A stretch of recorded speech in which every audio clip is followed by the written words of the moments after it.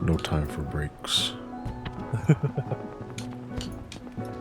Why am I looking at this plot as if I can actually buy it? Did you know that if you already have a plot in your main character, you cannot get another plot with an alternate character? Yes, the Devon managed to do that by cheating. Huh? No, Wait, so like if you he cheat, but like he fucking. He already had it, right? Yeah, he had it before they added. Oh, so it. he got grandfathered in. No, Yeah. he did the exploit for friending your ult was the thing that he did. I see. Yeah. Oh. Like honestly, the only thing that I wish we could do, and I'm hoping it's added at some point or another, is that I wish you can edit housing with every character onto your account. Yeah. You know. Yeah. Nice. So wait, you just can't buy a house on your ult? Nope. If you already have a house on one character, you cannot get another plot with another character. I believe it's restricted by server or data center. It's one or the other. Something of the sort.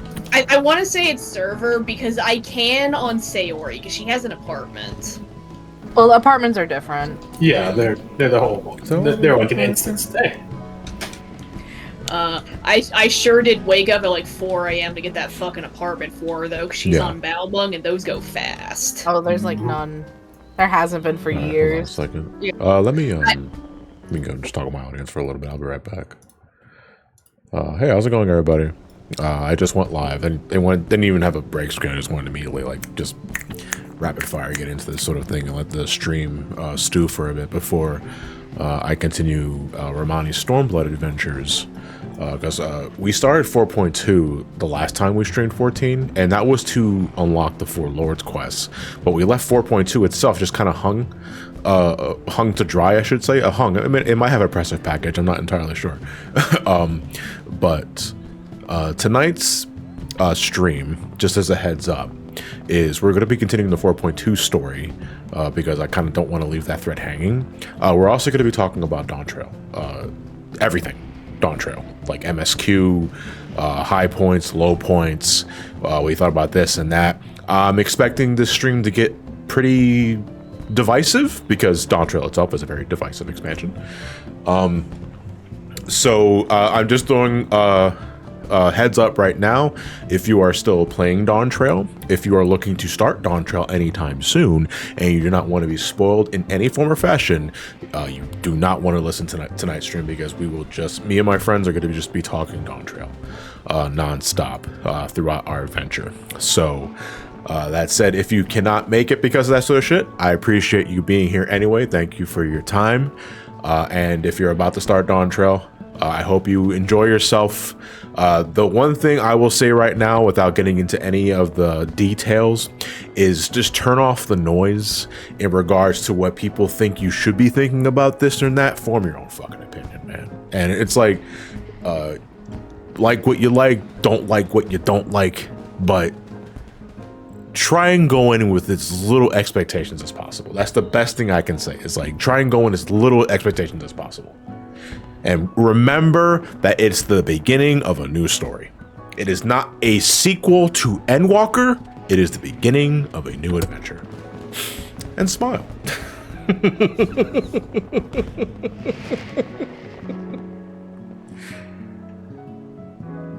Oh, Jason, I do appreciate you putting that pinned comment on the chat.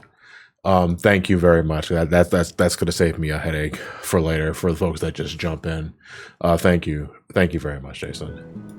How's everyone going though? Like, I wanted to get in touch with you guys first before I open the floodgates for the discussion because it's been a couple of weeks since I've last streamed. Well, the last time I streamed was for that coin versus rings thing that we did for Coney's channel. That was fun, if not embarrassing. But I hope you guys have been enjoying yourselves. I know that for some of you, probably you're getting ready to head back into college. Because I know college is starting up again, and I think in the next week or so. And you know, I was thinking about that as I was getting ready to start getting the old mill running again. I was like, nah, man, I gotta start doing more community stuff because, you know, some folks are gonna have less time to, you know, get involved with community related stuff or watch streams because they're getting ready to go back to school and that sort of shit. Just finished an animation cut. Took 6 hours today. Animation cut. Superstation 4. Do tell. Are you? Are we talking just like traditional like animation? Are we talking frame by frame? Are you into tweening? Is it 3D? That sort of thing. 3D animation. Okay, cool. What do you use? Is it Blender? And that sort of thing. Is Fox Lady up? Get the fuck out of here. Is Fox Lady up? Hold on. Wait a minute. Let's go to Party Finder. I don't see. Oh yeah, Fox Lady is up. No, that's Yaktel. What the fuck? No, I want to go to Yangxia. I can't go to Yaktel with Ramani yet. 1 second. 1 second. I'm going to Yangxia. Give me a second. Open up. It's probably here. I want to do Fox Lady. Let me rephrase that.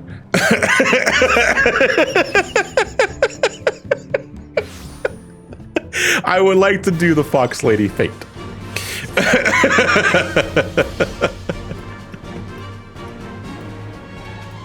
Oh shit, dude. We're not even like a minute in and I'm already fucking shit up.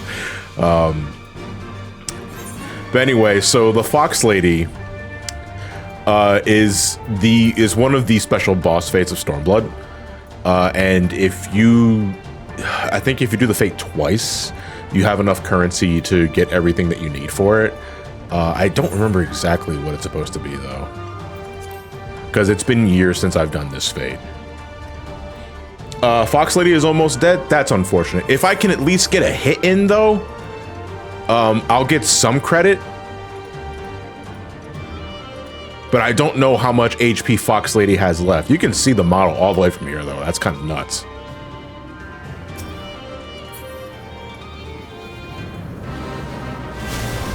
Ow. Okay, so good news, Fox Lady is not dead, which means that all I gotta do is tag the boss, and now I'll have as much credit as the party's credit has when they initiated the fight. And that's something I really do like about, you know, getting rewards based on activity, and it definitely makes hunt trains even possible.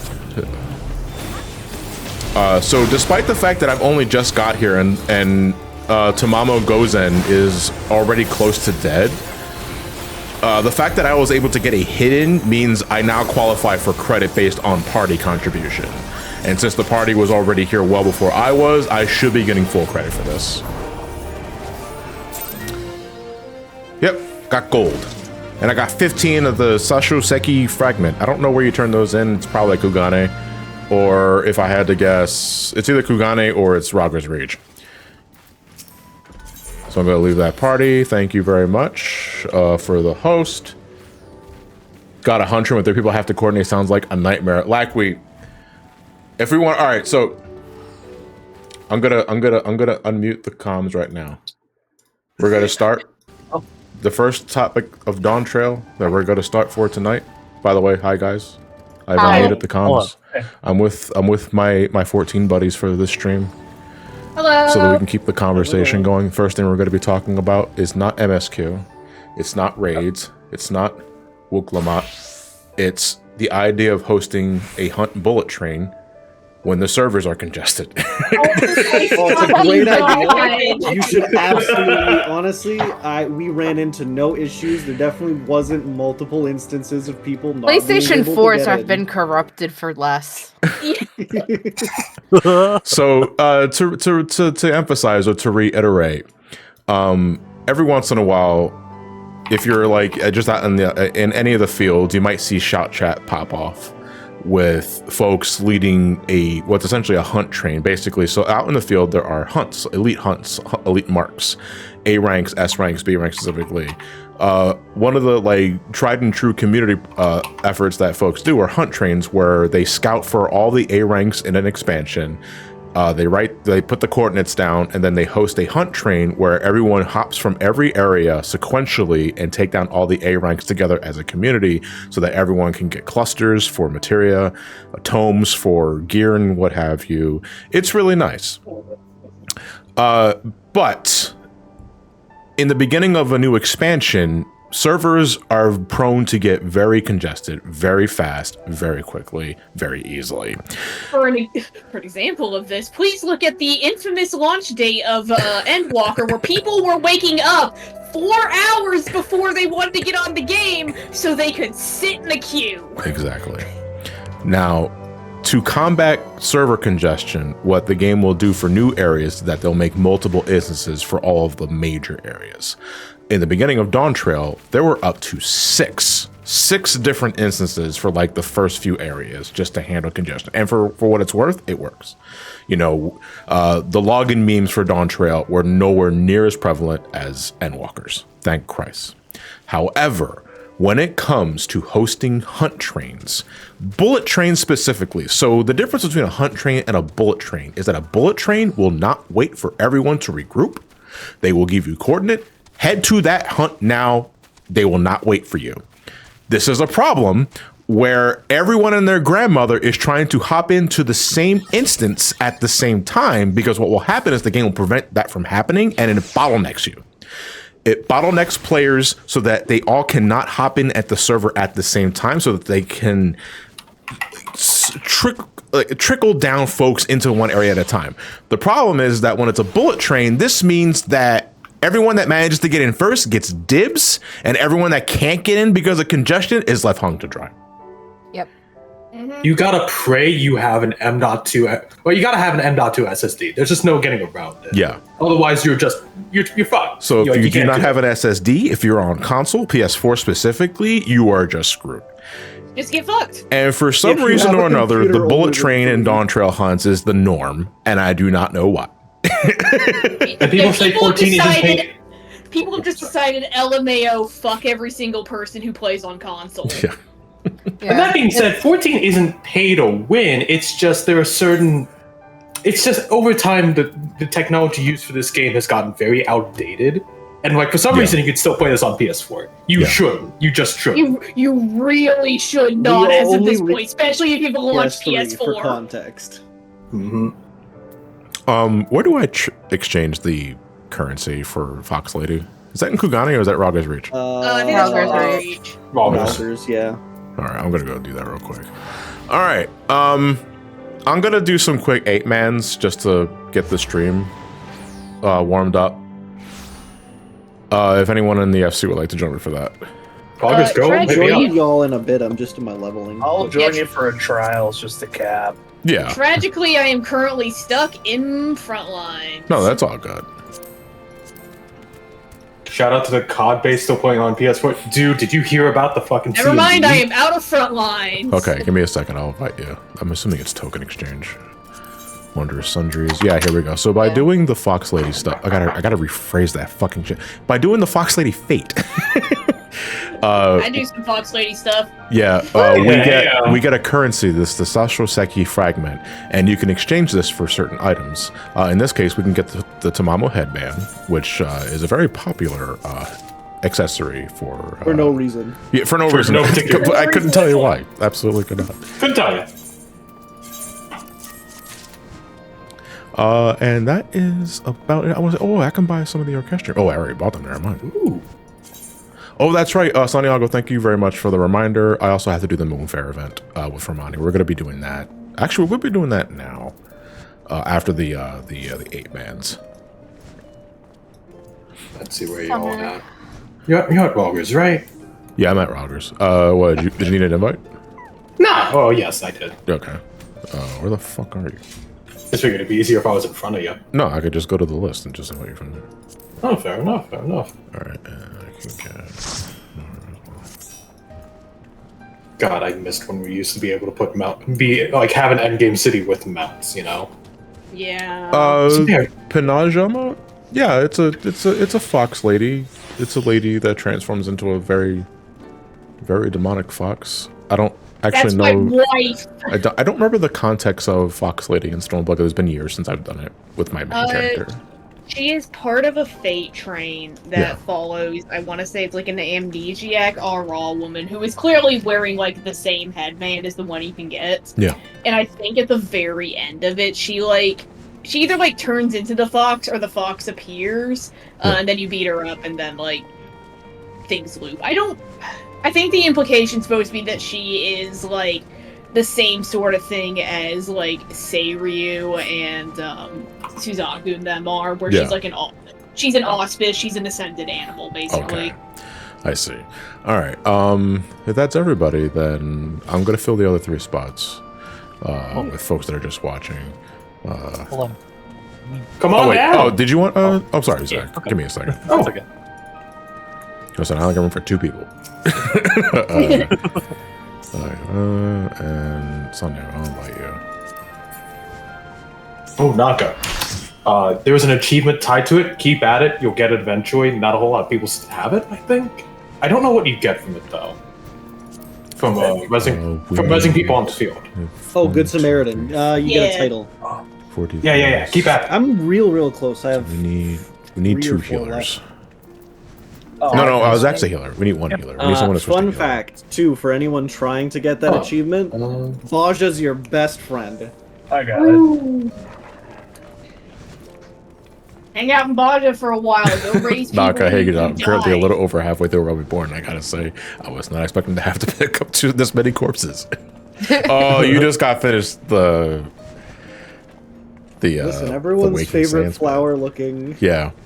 Look at all these lilies that I'm holding on to. Yeah, lilies. Lilies. Mm-hmm. My favorite little detail of that is the amount of time it takes to pick up each of those is based on how big the item is. Okay, looks like we're all good to go, so let's queue for trials. Oh, wait, fuck, check your portraits. Check your portraits. Portrait. Nah, I'm good. I'm good. I am definitely not good. You never are, Zach. Okay, so I guess we should begin. Well, I guess we should begin the Dawntrail discussion. Right. The problem is that I don't know where to begin. Yeah. I think we should start with the disclaimer John, about. it's the 3rd day in a row. Again, yeah, it's Leviathan again, dude. Like, I'm getting Leviathan regular for trial for like the last several days. Why is Leviathan suddenly so popular? That's a I mean, good for what it's question. worth, I got a good place to start. Go Which ahead. is the first thing you see when you boot it up. How's everybody feel about the graphics update? Oh man!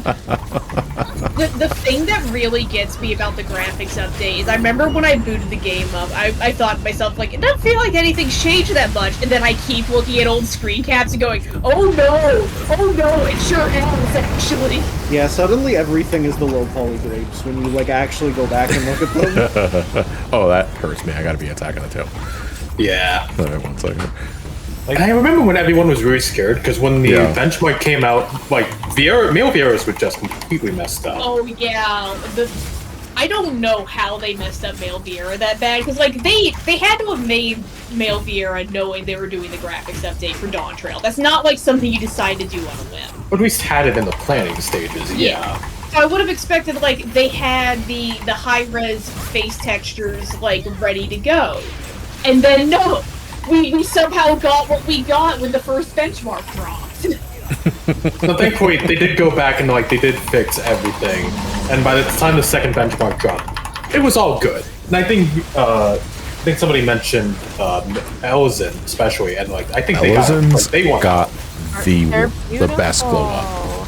Absolutely. You know. Every Elzen is gorgeous. And now. if we're gonna talk immediately about Dawntrail stuff, I hope Shale becomes more of a mainstay after Phase Dawntrail, because I love Shale so much. Expanded myself a little bit. That counted, right? Yeah, Yeah, it did. Okay, just making sure, because that was on the same frame as the attack starting to go off. You did that. It's level 50. Like, no, it'll kill you. You call that off the. Octomole, because we're in the sea. It's a fucking snake.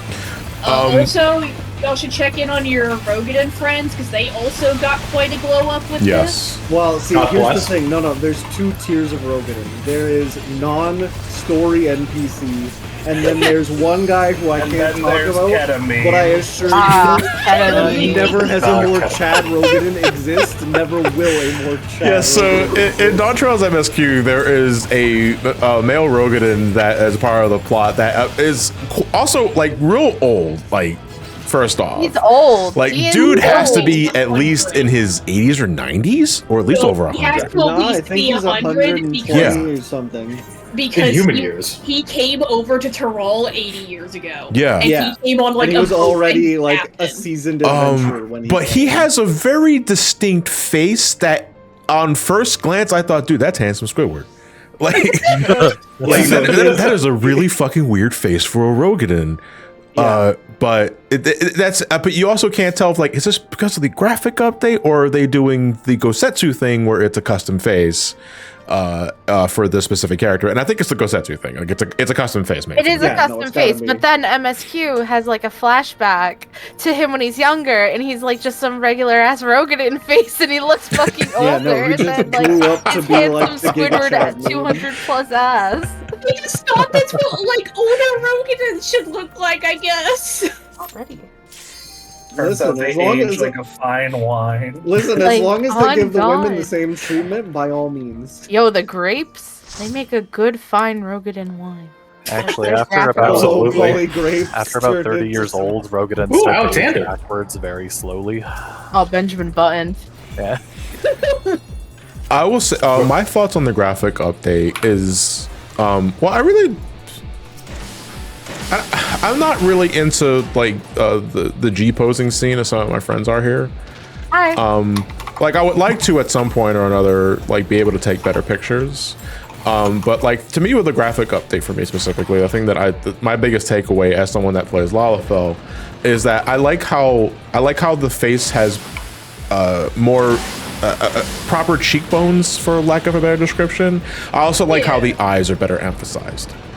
Oh my god, the little details of like the eye movement, especially on your character too. Yeah. Like, especially I like, love it's really like the small details is nice. The new catch lights, the new lighting and everything. Like, my character's so Shockley actually- pretty. Like, I took the most Shockley basic. actually distributed parties properly for that. I took the most basic bitch photo of Ramani a few weeks ago, just to like do a before after comparison shot, and it's like just the before, like just the dopamine rush I got from seeing the characters. Like, this makes me happy. Like, just One thing see like Ramani looks so good in this, you know. Yeah. The one thing I definitely noticed that is actually worse with the update is shadows are really weird on character models all of a sudden. Well, that is not the graphic update. Squeenix fucked up their aliasing with for Yeah. some of those settings. That has nothing to do with the actual models. That's just how 14 itself is being rendered. Yeah, because okay, I they see. they implemented a new aliasing setting that like a bunch of graphics cards are doing now. But they like something about how they implemented it means that it actually looks worse if you have it set to 100%, if I remember right. It also doesn't even depend if you're on AMD or NVIDIA. They just look different regardless. Like, it's weird. I don't know what the fuck Squeenix is cooking up in the spaghetti coating. They're not. working They're magic. cooking ramen I is don't know. what I they're think cooking. I would argue that spaghetti's gone cold for the last decade. Did it go cold or did they burn it? I don't know. I would think at that. good But you see, thing. burnt spaghetti has a certain smell. But then again, I so don't think does I've ever unattended burnt spaghetti, I guess, pasta. after a while. That, But well, that Is was that the- like? I'm gonna is burnt cap this spaghetti part in the like knees. you're boiling it? Oh fuck Oh that! right, yeah, I forgot about the heart. you could. Throw away So all the the wires. thing about the true heart is that you can stun it. I think everybody knows that. You can also inflict a heavy on it too, to make it easier to kill. So if your fizz range, your leg graze, it's useful. Yeah. Oh, I know what Mario. that. Oh no, I already shot the heart's kneecaps. It's fine. So it's kind of funny considering we're talking Dawntrail spoilers that we got this that we got a 7, considering I've seen a lot of theorizing about this in particular in regards to late Dawntrail. Without going too into it, I mean, we're going to be talking about anything, so it's no holds barred. I would not be surprised, let's put it this way, if at some point they make the Alexander raids necessary for story. Yeah. But honestly, you should do them anyways for normal raid roulette. And it's a fun story. They're a really, really fun story. It's a good time, honestly. It's just a good time. How's it going, Heck? Hey, how's it going? Hello. Oh god, I have the thing. Yeah, you should go. Please don't laser the party. All right. Don't Graphical update taken care of. I think before we begin the discussion appropriately, I think we should all start with general thoughts on Dawntrail. What you liked, what you didn't like. Should we go down the list on this one? Yeah, I feel we should go down the Yes, list. we should go down the list on this one. I'll go last because I'm streaming. Fair enough. Who wants? I guess. I guess. Oh, I'm top. Okay. Yeah. Yeah, let's go with Discord chat. That makes it easy. Okay. Thought it was. I really enjoyed my time with Dawntrail. It definitely felt like it was setting up for more to come. Stand on the gas. Is that what you do? Yeah, you stand on the vent. It's been so long since I've been in here. It has, like, without a doubt, my favorite leveling dungeons we've ever gotten. Yeah, I would agree with that, yes. Yeah. And some of the best music they've ever put in the game. Yes. Which is saying something. But yeah, overall good. Definitely a few issues in terms of, like, certain pacing and character choices that I'm sure we'll get into with more specifics. But yeah, general thoughts, I liked it. Who's next? I'll be Zach. I liked it. And not like, yeah, no, just in general, I think it was pretty good. I can't really think of, like, there were some parts of, like, Hey, the Ryan, story thanks that very it's much, like, appreciate it. this is very hard hitting the message, but it's cute. I liked all the parts of it. Like, there are lots of, like, bits people are like, wow, this is cringy, or this is, like, too heavy-handed. And I'm like, you just have fun with it. You just meet it at what it's trying to do. Yeah. I liked all the setup bits. I liked all the characters. There wasn't anything that, like, going through that I can think of, like, not actually liking, because I just gotta, like, How dare you have a good time? Yeah, right? How dare you? How fucking dare you? It was a good time. Who's next? That would be Nora. Nora. Spoilers. I liked it.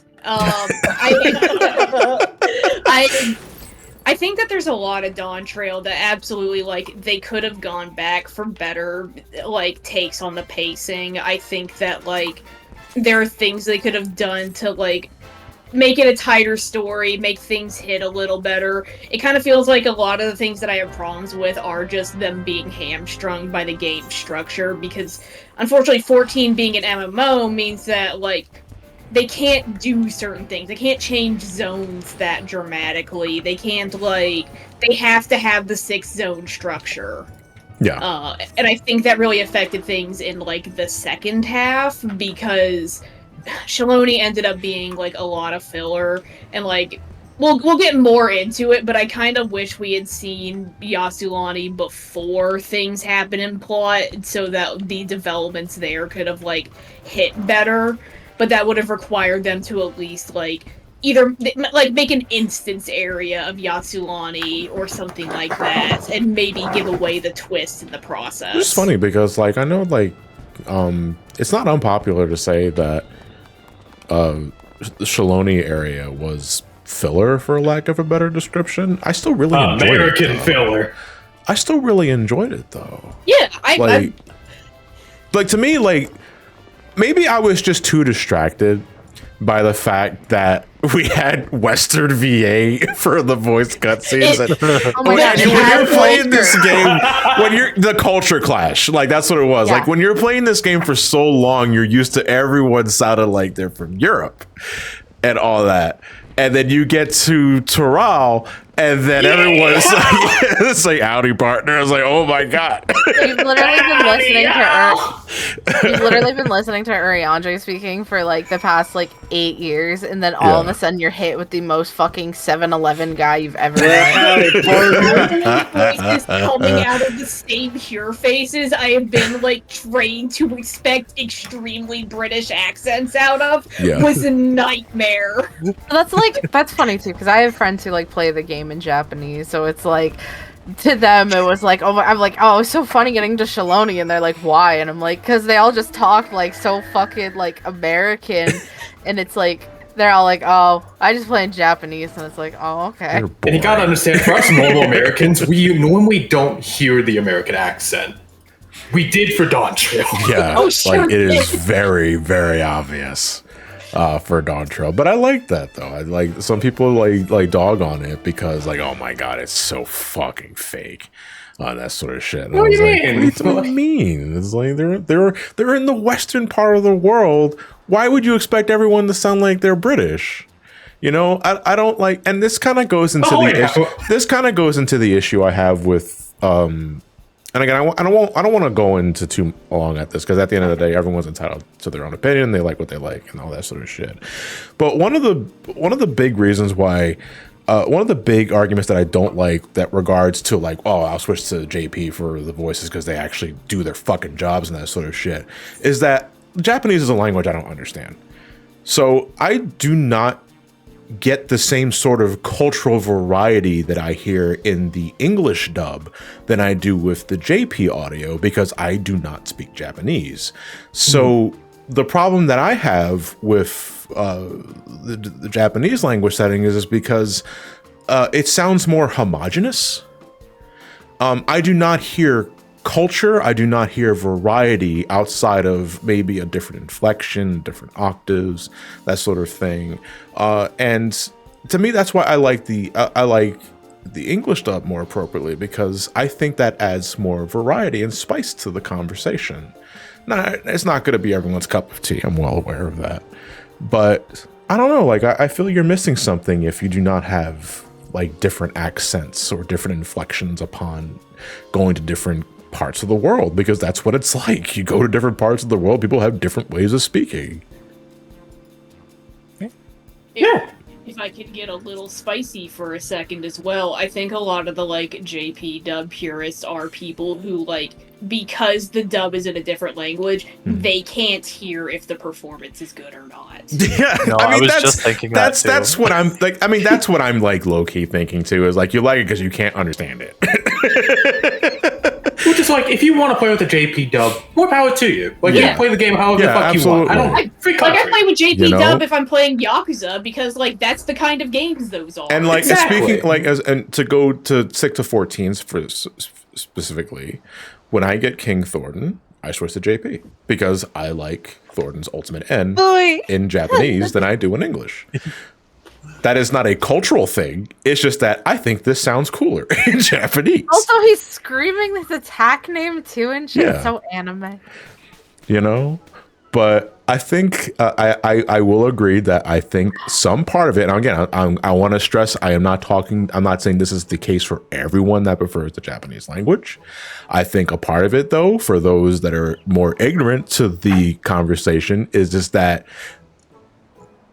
they don't actually understand what they're saying, but it doesn't matter as long as it sounds cool.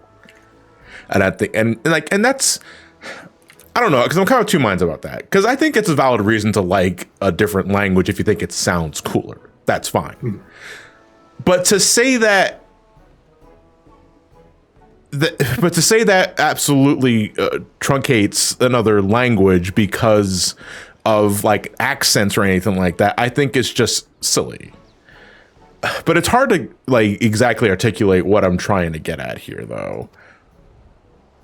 But that said, Do we go through run through the gamut of everyone's? No, we have like, not. no, No, Okay, that was just Nora, And then- right? Yeah, that's right. It's already starting. I knew this was gonna happen. The discourse begins. Okay, so Joe, you're up next. Joe. Oh, me? Okay. I'm gonna be the one man out and say that I actually enjoyed the expansion like everyone else. It was really good. Ooh, spicy. Honestly, so if I'm honest, I went into this expansion not expecting much. Minor spoilers for last expansion. Some big stuff happened. It was kind of like the wrap up of the main story of the game. So I went into this expecting, alright, you need to reset power scale and you need to reset a bunch of things. Which is fine. That's basic storytelling. Doesn't matter if it's anime, manga, you're making a movie. Like, it doesn't matter what you're doing. We're in the Boo Saga. You're in the Boo Saga. Exactly. You need to pull back. Right? So I went into that thinking, alright, this is gonna be a pullback. And honestly, I was pleasantly surprised because, spoiler alert, just like in real life, the world is a big place. As small as it is, the world is a very big place. And you meet some characters through story who, for the first time in a long time, recognize your character as, this guy's big enough not to mess with. And honestly, one of them does mess with you. Because he sees you're a big guy and he says, I want to mess with that guy. And it's a nice change of pace. Honestly, that was the biggest takeaway He's for me. eager to fuck around. Yeah, and he is delighted eager to find find out. out. How Yeah. does he find out? Yeah. Honestly, that was my biggest takeaway from the story, is I was pleasantly surprised because I went into it expecting not much, and I got a fantastic story. And honestly, like others have said, some of the best dungeons, like some of the best actual gameplay we have gotten to date. I mean, they generally expansion over expansion bat out of the park, but they really, really nailed it this time. I will agree that I think the main MSQ path, dungeons, trials specifically, this is the best it's ever been. Like, there is not a dungeon in Dawntrail I do not like. Yeah, I quite enjoy all of them. Yeah. Uh, Barry, go before me. Yeah. Barry, go before Alright, me. I'm in Barry. G-pose. You sure about that? Alex is I'm in G-pose. No, she's playing the Uno skip card, dude. All right, No, she's playing the Uno skip card. All right. G-pose! So I'm sorry to inform everyone that I thought this expansion was peak, and you're not going to convince me otherwise. Now, I need to be very careful with my words here, because I feel like this could be very easily misconstrued. I don't really care if you don't like Wokomat's story. That's fine. You can. This is a video game. It's a long-standing one, and you might not like every single story. Right. That's okay. But But when I say I really enjoyed Wokomat's story to the end, I felt like you didn't have to change a thing about it. There's no problem. I had no problems with it. I had no problems playing second fiddle. I thought the MSQ story was nice. It was a lot better paced than some people might give it credit for. I kind of like the fact that it's kind of like two halves to it. That being said, I don't know how that's going to be on the second playthrough. Yeah, I mean, it's I'm actually interested in like the revisit to Dawntrail, knowing the stuff that I know now. Yeah. You know what I mean? I feel Yeah, like there's exactly. going to be a lot more depth to some of the things that happened, especially early on. And I feel like a lot of this echoes the exact opposite of how I felt with Stormblood. Ironically enough, the one you're on right now. Yeah. Because I felt like what Dawntrail did right is what I thought Stormblood did wrong in terms of the MSQ. Entirely personal, I know, and some people might tell me that, that They're I'm wrong. similar. They're similar in the vein that the expansion is two stories. Into one expansion, and I will agree. Construction, like in terms of its construction, I think it's a better Stormblood. But I think it's also kind of disingenuous to say it's Stormblood 2.0 because I don't quite see the similarities outside of how the plot is set up. Obviously, like, but it's a two for reference. Like, it's splintered MSQ, splintered opinion, that sort of thing. Because that was all over social media, Reddit, and the forums week of release. It's like, oh my god, it's Stormblood. It is Stormblood all over again. Yeah. But before we get deeper into that, I guess no, I'm last up unless Alex wants to go. Unless Alex wants to go. But anyway, Dawntrail Peak story. How's your G posting going? No, you can go. Okay, in that case, hold on. I'm going to put this cactor out of their misery.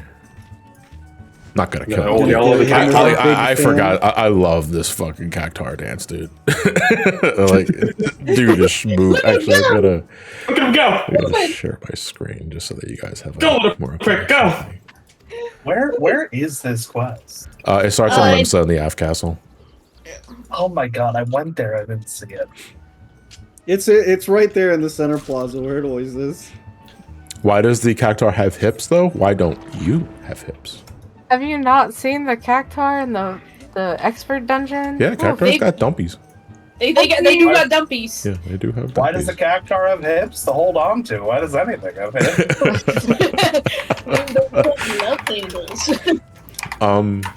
So I am of the opinion that I thought Dawntrail was, if I have to give it a rating, which I don't normally do, but just to convey the foundation of my opinion, I'd say it's a solid 8 out of 10. Bold word, Sonic YouTuber. I don't. Can we get him out of here? No, okay. He told him to be on his best behavior. I cannot be contained. But I think it's a perfectly good 8 out of 10 expansion. I did not enjoy it as much as Shadowbringers or Endwalker for that matter, but I also went in knowing this is the start of a new story, and I feel that has to be emphasized more than anything else, because I think a big problem that some opinions that I see is that this being a continuation of like our adventures post Endwalker, they think the escalation can only go further up. And it's like, no, they've clearly established day one that this is the beginning of a new story. And if it's the beginning of a new story, I think it's imperative that you set your expectations back to 0, neutral, because we have to build up a new myth arc. And what that means is that it's going to be a slow burn. Now, do I think Dawntrail itself is perfectly paced? No. I think that there are a bit of tonal issues regarding certain characters and subject matters. I think that the pacing of it could have been a little better towards the first half of the expansion. And I think in regards to performances, things could have used different takes. But I went into this expansion knowing full well this is going to be on the back burner for a bit. Obviously, I want the base 7.0 story to have a proper beginning, middle, and end, and I think it does. But I also realize it is an MMO that is going to have its story expanded and continued upon in patches. And I think a lot of people ignore that portion of it, thinking that this is it. That's Dawntrail? It's like, phew, what a fucking letdown. And it's like, no, it is the beginning of Dawntrail. Mm-hmm. We still have 7.1, 2, 3, 4, and 5. We still got a whole nother year of this. 2 years. We have 2 years of this before we even start getting any sort of hints about what 8.0 is going to bring us in there. And in that regard, I thought Dawntrail was perfectly fine. Like, it is, I really liked the places we went, like legit. There was not an area I thought, oh, I don't like going to this area. Okay, no, I can say that for one area, but that's for good reasons, I assure you. But I don't know, man. Like for the first couple of weeks after I finished MSQ, like I'm gathering thoughts and opinions of what folks see, and things are going to be divisive no matter which way you cut it. But some of the critiques that I've seen, just makes me like, did we play a completely different game? Because it feels like that a little. Yeah, it does feel like that. Because some critiques and complaints that I've seen is like, I thought like it's obviously this or it's obviously that, and I don't want to like make the meme. It was like clearly media literacy and reading comprehension are dead in the water. I mean, and not to say it's glasses. not. Yeah, but it's like some complaints that I've seen from folks involving the story's themes or how they would have had this character do such and such are clearly, and I'm trying to be nice about this, we're not paying attention. Yeah. And it's really easy to like get in a huff regarding how you would like to discuss that. But I have to remember, and I say this, and as a Sonic fan, I have to believe this. It is perfectly okay to dislike something. However, I think it is also important that if you're going to critique something, make sure your thoughts and opinions are well laid out and not screeching to Reddit for clout. Because God. The problem, the grifters are out tonight, gamers. The problem that I have, and this is both the critique against both the positives and the negatives of Dawntrail, is that it is impossible to have a discussion about this fucking expansion without folks jumping to extremes immediately. I'm talking frame fucking one. People immediately go into all the mimetic complaints that people bitch about and parrot it without really giving into the thinking about it or the nuance of it. And on the defensive side, folks are quick to just throw it out the window and then just regurgitate the same positive shit over there. Like, there is no room for a fucking discussion. Yeah. And I think that is ultimately the biggest problem I have with talking about Dawntrail. It's because, no, you're either with me or you're against me. I was like, can we not with that fucking bullshit? Like, if there's, I gotta tell you, as a wrestling fan, the last thing I want to fucking see in a game that I love is tribalism. And what do you mean? Raw was the best. Shut up. It's so exhausting just to like. I see someone to bring Wook Lamont into the conversation. I see someone like bring her up as like for a tribute piece, or they talk about the character in any form or fashion, and my immediate reaction is like, boy, I bet you the first fucking comment is going to be talking about why they didn't like Dawntrail as a whole, despite that not being the topic for the conversation. And it's everywhere. Literally any thread on the subreddit right now about whether someone likes or dislikes the expansion. Mostly like if it's a thread where it's like someone talking about why they like the expansion, the OP will have like 800, 900 upvotes, and then the immediate most upvoted comment will be someone talking about how actually the OP is wrong and they fucking hate the X pack. Without fail. It is every single thread on the subreddit. Every time. Yeah, I would absolutely agree. But overall, I thought Dawntrail was a perfectly fine expansion. I had my problems with it, and we'll get into it more with specific characters. But I just don't like the worst expansion, bad story, bad themes. I don't see it. Like, and I think what helps with me specifically to set the foundation, that I should have said this before I even said my opinion, is that when I'm doing a new MSQ, I'm very thorough. I am not just doing MSQ, I'm also doing side quests along the way. Like, as soon as a new exclamation point pops up on the map, I'm doing it right then and there, because I can level up my main class and I can level up an off class at the same time. But the benefit for this approach is that I am able to process and absorb what it is that I've just read and discussed or viewed on the MSQ, instead of fucking blitzkrieging through all of the MSQ quests. You know, because I know it's a new expansion drops, a new story is there to be told. And I know FOMO can be a very real thing, especially with dipshits posting thumbnail spoilers like 2 days after the fucking expansion came out.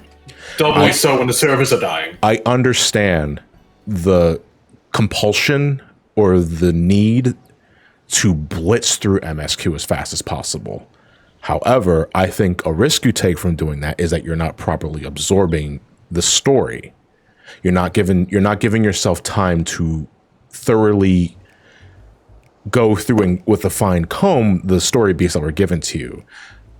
Me, I do MSQ and I do side quests so that yeah, it takes me like twice as long to get to the MSQ, but I'm better able to reflect upon what I just saw. And I'm gonna say now, like, again, I still have my problems with the MSQ, but I think a contributing factor to the more extremely negative opinions I see, because I'm not gonna say all the negative opinions, sounds like they rushed through MSQ without actually reading what was on the screen. And I'm not talking about LOL cutscene skippers. I mean those that genuinely watched cutscenes but didn't absorb anything that was on their screen. Because I've seen complaints was like, you're clearly not paying attention because they blatantly say this that you're saying they didn't do. Zoral just says hi. I have seen people who say they don't pay attention to any cutscene that is not voiced. Oh my god. This is like the worst. Could X-Pack you for that. imagine having to read an RPG? This is like What the is worst this? X-Pack Fucking for that, Travis dude. Bacon? Because like there are cutscenes in this one that were clearly intended to be voiced and Yeah. are not, and they were like really important ones. And that is a complaint against Dawntrail that I will agree with. There are several cutscenes in Dawntrail that should have been voiced and they were not. Given the stakes involved for certain scenes, I will agree that is a major complaint of Dawntrail that I have. There are several cutscenes in the game that should have been voiced and they were not. Alex, So- when we were going through plot, Alex pointed out a few to me. She got the camera angles. Yeah. Remember you like saying, "Oh look, this the way this camera is a voice cutscene," and then it wasn't. It's like, Santiago, I swear to God, I can't get my fucking glasses on for one thing. What the hell? What the wait a minute, wait. There we go. Why was that so fucking hard? I swear to God, when I see players going through MSQ alongside me and it looks like they're skipping cutscenes because they're way too ahead of me when we were originally at the same time. To be fair to that one, some people can just process information like faster. They can read a lot faster. Fucking every once in a while, I'll watch Nora go through an RPG like Trails, or when she's doing MSQ related stuff. Oh, and if you think we're annoying during Dawntrail, you should see us during Trails. Oh boy. But the fact is, Nora reads a hell of a lot faster than I do. And she is able to fully comprehend what was given to her. So I wouldn't necessarily say that it's a cut, they're skipping cutscenes as a result of that. It's like, no, people can process information differently. Now, why do I not apply the same logic that I just used there for folks going through Dawntrail too fast? Is because I genuinely don't believe people are speed reading that shit. Sometimes some people say this character was too quick to do something, and you literally just went through 4 cutscenes of them saying, no, this is not correct, you are in the wrong. If anything, I would argue Dawntrail maybe takes too long to have characters explain why they do things, because there are multiple cutscenes where it kind of feels like people have lines because they needed to have characters have lines here. A big problem that I have, and this is more in regards to the first half of Dawntrail, is that I think some beats are too repetitious in terms of like character traits. And if we're going to move the discussion to Wooklamont now, I have to start with her. Because unfortunately, she is the central problem I have when it regards to things I wish they've written better. And let's start with the small stuff first. They play the same joke with her seasickness the exact same way 3 times in the MSQ. And it's like, I got it the first time. Second time, you're pushing it. Third time, oh boy, okay, I get it. She gets motion sickness. The cat does not like water. Haha, do you understand this joke? Let me show you one more time just to make sure hang you on, understand. So this is like slightly a tangent, but I feel like we gotta talk about it. Hey, I kind of feel like people are people bring up that she's a cat person way more in this story than I think I have ever seen a 14 characters race referred to ever. Is that a slur? But Cool Jaja calls her Mittens at one point, doesn't he? Yeah. And then he starts, and when he kidnaps her, he starts like meowing at her too. Yeah, like, Yeah, are we like, allowed to talk about it now? are we allowed to talk about that? Minor spoiler for the game you've probably just watched a trailer for. One of the characters is a cat. No. Maybe Get the talk fuck to out some of of here. you. At no point have we ever, like, fucking given you Stola a bowl of milk. But now we can talk about it? I mean, I think there's a lot of people that want to give her a bowl of milk, but in a completely different context. I will do the tower towards the end of the stream. I am not doing that now because I would not be able to Tower jump is on rough. those fucking pegs while talking about Dawntrail's story. To go back into the issue that I have with certain beats just being played out. I already mentioned Wook Lamott's motion sickness. There is another character. Oh, you mean the one who wants to die? The one that has the one that's has a fetish for etiquette. Oh, Yeah, Oh, I'm the telling you guy- to kill him. Wook Yeah, I Izu, like I think was the name of the dude. Yeah. Yeah. Again, same joke, five times, same MSQ. It's like, listen, I understand it's a more lighthearted story and it's the beginning of a new adventure, but can we get some new material? Please. I appreciate it. can you go get some therapy, Every please? single time. I thought it was. I Yeah, no. can't, dude. It was a It's joke like- for me. Me and Zach kept going through MSQ, and every single time he did it, I'm like, he's gonna apologize for it, isn't he? He's gonna change his fucking mood on it. And Zach's fucking cackling. Yeah. And I'm just like, yep. And listen, like, I'm glad you liked it. I just thought it got old, man. It's like, come get on, you. dude. Like, can we find a new joke? It's different strokes for different folks. Yeah. What the? Okay, so I only saw Mr. Skeletal's name for a second, and I thought that motherfucker was just underground. No, it's just on the floor. No, you're looking for a bunch of letters and apostrophes when they're underground. Right.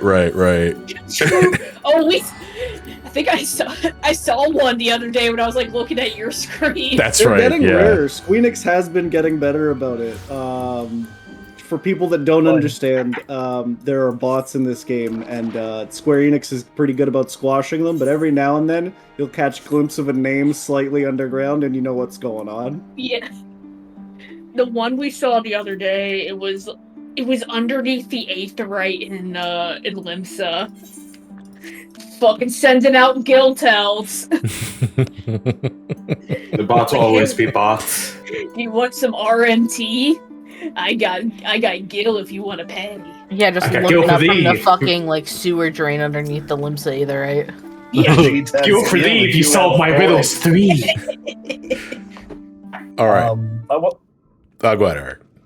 I was gonna say, in regards to Wook Lamont, personally speaking, I don't feel like she has any specific character problems that aren't shared by a majority of the rest of the cast. Yeah. They just get magnified because we do spend such an increased amount of time. Yeah. Yeah. Yeah.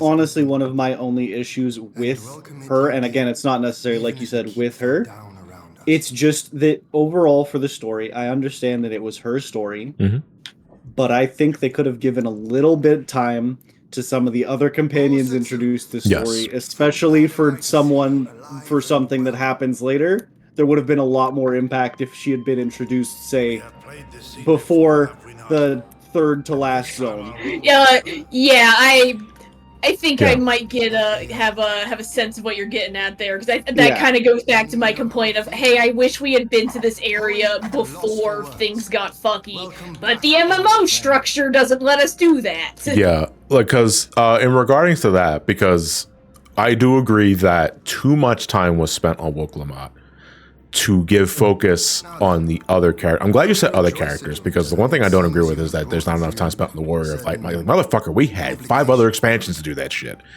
Yep. Secondly, I did like one of the things that I did write down for myself by the time we got to like Heritage Found was, what the hell is Aaronville doing here? Yeah. The game takes the story takes too long for Erenville to become relevant to the story, which is very fucking weird because, like, again, key character that gets the main reason why we're heading to Toronto in the first place. The secondary protagonist. Yeah. And I think the game takes too long to make him a central character. Like, he's always around, but that's the problem. He's just around. He's kind of like that friend who's just there out of obligation, not because he really wants to be there. No, I wouldn't say that. Erenville is there for a reason, at least, but the reason isn't as at stake as everything else. Because he could have come over with us and fucked off and done something else. He did pick to stay with us, but he didn't need to. I'm gonna disagree with some in the chat saying that Crow was done dirty too. I'll agree that Crow could have used more, but I enjoyed what was given. Yeah. Like, I immensely enjoyed what was given with Crow. Because, like, dude, everything involved in the final area of Dawntrail made me cry my fucking ass off. Yeah. I was not expecting it to be a theme park. Boy, I should not played this expansion right after finishing P3 Reload. Anyone that has enjoyed Kingdom Hearts, might I suggest the final area? Yeah. No context. Yeah, no context. If we're talking about characters that got done dirty, I would say it's Erenville. I can't agree. 100%. I can't agree with Cryo though. Like, yes, Cryo could have been in more, sure, but I don't think she was done dirty. I think Erenville got done dirty. You see, I have a theory for Erenville that, like, he's the Beastmaster guy. Yeah.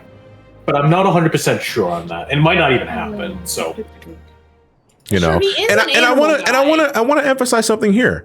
When I say Erenville got done dirty, I'm not saying I didn't like what I saw, what Erenville got involved with in, like, the final area specifically. Is that I thought the game took too long to have that kind of payoff. Yeah. You know, because once Erenville is a main factor in the storyline, I love it.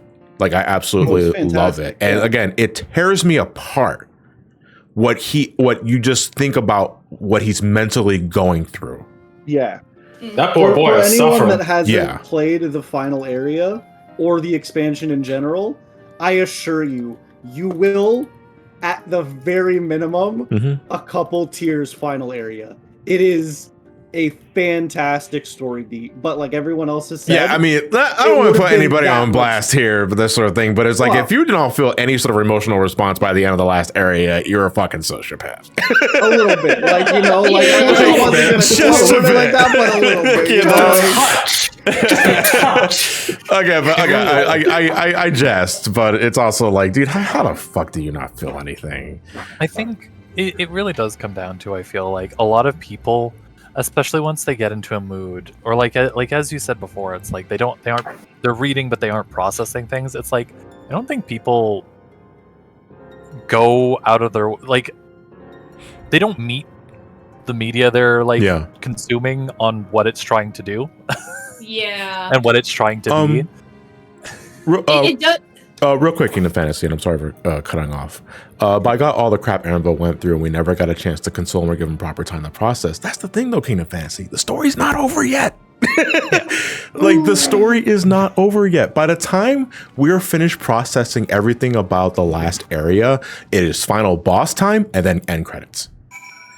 It's like getting to the end of Heaven's Ward saying, well, this fucking sucks. Nidhogg's still around. Yeah. The discourse, like, when Heaven's Ward ended. Was it? Yeah. I'm kidding. I will say, in regards to Erenville, I'm assuming we'll probably do, like, an area-by-area breakdown. Yeah, we can do that as well.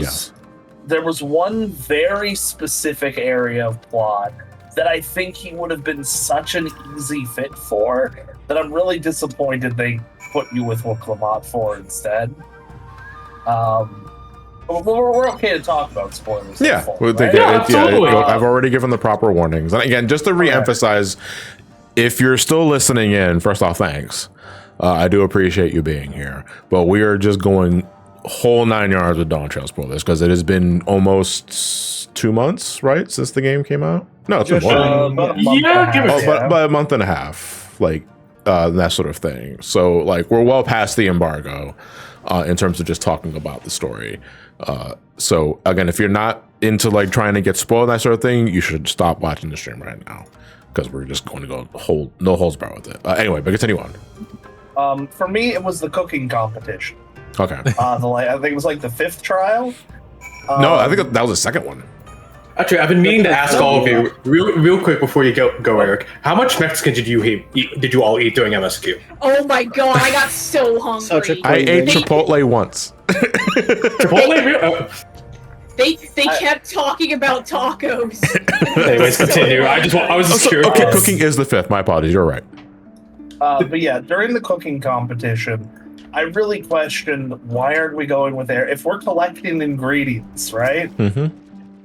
Why aren't we going with Aaronville? Wooklamot should be learning the recipe. Aaronville's a fucking gleaner. His whole job is finding things.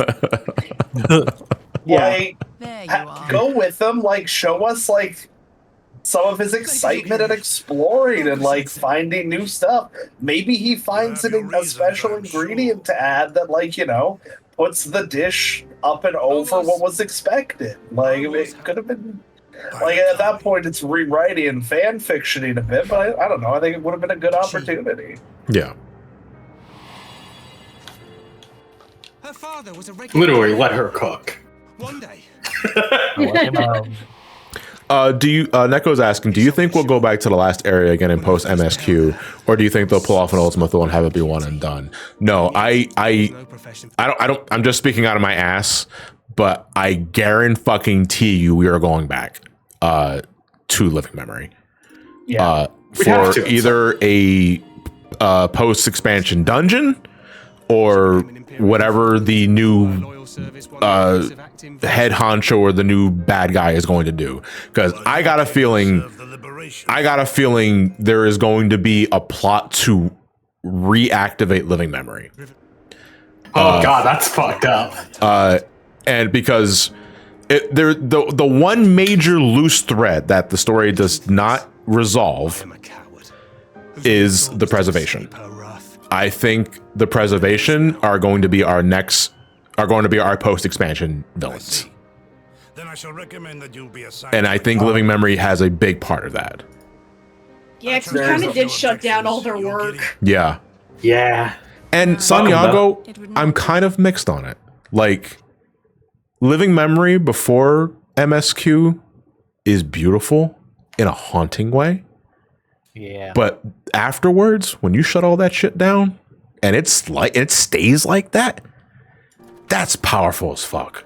It's such a good Like, moment. that area legit bums me out being there for all the right reasons. It's really fucked when you go back there and you have to gather something for like bots. Yeah, the fact that there's gathering But those there is so fucked. but enough about that. A node's up and I gotta get saying. Holy shit, you're in weed grass. Oh my god, he is in weed grass. We'll get all this Ramani, furry no, and stay don't be in the bad. weed fields. Is this a Oh weed my field? god! Oh, dude, are we surrounded by hemp? Well, can you smoke it? Hold on. I'm gonna find out right now. Where's the Light the grass on fire. Weed. Yoshino Bombito, I can guarantee we'll be getting to the Savage raids. Don't Yeah, we'll worry. be getting to the Savage raids towards the tail end of the discussion. Boy, That's I conversation can for you talk guys. About that. And to be fair, yeah, Living Memory doesn't have to go anywhere because all you gotta do is activate New Game Plus, and that shit's gold again. It's true. I didn't realize how, like, I was sitting there being like, man, I really wish we could get a way to like flip it back, because I didn't you realize can. how easy it was to do with New Game Plus. But I I've never think the unlocked fact that it remains turned off is thematically very powerful. Yes. And I'm glad that they committed to that decision. Yeah, I mean, is there a part of me that hopes that at some point or another you turn the lights back on and give it new purpose? Sure. But I do not want Living Memory to be back to the way it was, warts and all. No, I do not want that to be a thing. I am of the mindset that if we're going to turn it back on, let's give it new purpose. Yeah, Like, I make a think Living the Memory only housing way- district. I think the only way I would be okay with it getting turned back on is if it became like the new place for like the people of Solution. Solution Like, 9. I mean, it's kind of a distance. Garleans, you know, Yeah. their house is kind of fucked up right now, and I know I we're thought gonna. they were gonna move to the I mean, moon there at some is point, like a Yeah. slight issue with this, and it is that living memory is it another shard, and also through the dead baby hole. Yeah. Eh. Yeah. To be fair, they can how build often tunnels. are you gonna be Weird yeah, commute you to my know? 9 to 5. Gotta go to the other shard through the fucking the baby hole. No, it's traffic. So much. Yeah, we're turning back on the soul blockchain. Absolutely, Warbot gets it. Remember, kids, each soul is non-fungible. Yeah. God, we're. It's so hard to like talk. Oh, well, go ahead, Barry. What do we got? I was about to say, so the other half of the game, I always saw less of like a Shadowbringers redo, which is the common complaint, and more a remix of 9's themes and story. Yeah. In a way. I mean, obviously, like 9 is the Final Fantasy of reference for this entire expansion. Absolutely. These Absolutely. Shadowbringers, I was reminded more of 9's Garland, actually. Oh, see, that's a complaint I saw online, Yeah. but my thing is that 9 focuses a lot on life and like the end of life and what comes after, and it comes through the expression of all forms of it. Yeah. And we take on the role of Necron, effectively, and just pressing the nuke button. Well, I might be stretching a little bit, but like, end of the day, Yeah, I don't think I can't agree that thematically we are the Necron of that story, because I think it's more applicable to say that we are the Zidane to Sven's Garland. yeah. Yeah. Um, I think that's what I was. Yeah, that's I what I think- was trying to say, yeah. but the words just weren't coming out right. I feel like. I'm gonna But- fucking go through this. And I forgot this damn wall's in the way. But I really did enjoy like what the remix in 14 had to say, especially about Speen specifically, Yeah, and her relationship with the night guy. I forget his name. Otis. Otis. Otis. There we go. Thank you. I see a lot of thinly I see a veiled lot of Otis. people who like compare Sphene to Garnet, which that is like it is definitely like one of the intended ways you're supposed to read her. I also see her a lot like Braun. Yeah, and that's really cool because if she was just Princess Garnet 2, I would not like her nearly as much as I do in retrospect. Warbot, the whole regulators automatically erasing memories of the dead is such a weird plot point that has some way heavier implications that should make Alexandria straight up unfunctional as a society. To be fair, isn't that a plot point of Dawntrail? Yeah, that's kind. The fact that we call it out that it is not unsustainable, it is not sustainable at all, and that's why it has to be shut down. I think that like at one point they literally say like the birth rate is fucking dropping because they are eating all of the souls to basically prop up undead Disneyland. Yeah, they've basically removed themselves from the cycle of reincarnation, and that is having extremely detrimental effects. Yeah, Yeah. like it's straight up like they have to suck up other people's souls just to sustain the cloud. But like in terms of like the memory thing, I think like the way it's supposed to be read too thematically is like they are not even allowing themselves to perceive death until they are already dead. Well, because like life and death are very much aspects of Dawntrail's theming. Mhm. But personally, I do think remembrance is its core theme. Like remembrance and memory, to a Yeah. degree, Legacy, even more too. so. Yeah, and legacy, even more so, I'd argue, than Shadowbringer. Yeah. Like, Yeah. the line everyone remembers from that is obviously the MXL's Remember Us, Remember We Once Lived. But Dawntrail kind of takes that to the extreme. Like, it starts with the Giants and their idea of no one is ever truly dead as long as they are remembered, which ties in with, you know, Ghoul Jaja's aging, knowing that his time is coming to pass, and that it's time to pass the torch, and he knows that, like, his legacy will live on because people remember him and remember what he did. Yeah. I think I think And- if there's one line I had to put it specifically, is Shadowbringers was remember that we once lived, and Dawntrail is let us go Yeah, in a way. Yeah. in a sense, because what the thing with Sphene is Oh, she kind boy. of takes. She, Asahi. oh god, there he is. For the single funniest moment of the game if you're playing with a Lalafell. That's right, because we are Lalafell, so this is infinitely funnier because we get like the special scene. I love his Yeah. voice acting, by the way. Yeah, I find Sphene to be an interesting character because she takes that idea of remembrance and twists it as much as possible to the idea of she not only wants to remember, but she wants to never ever let go. yeah.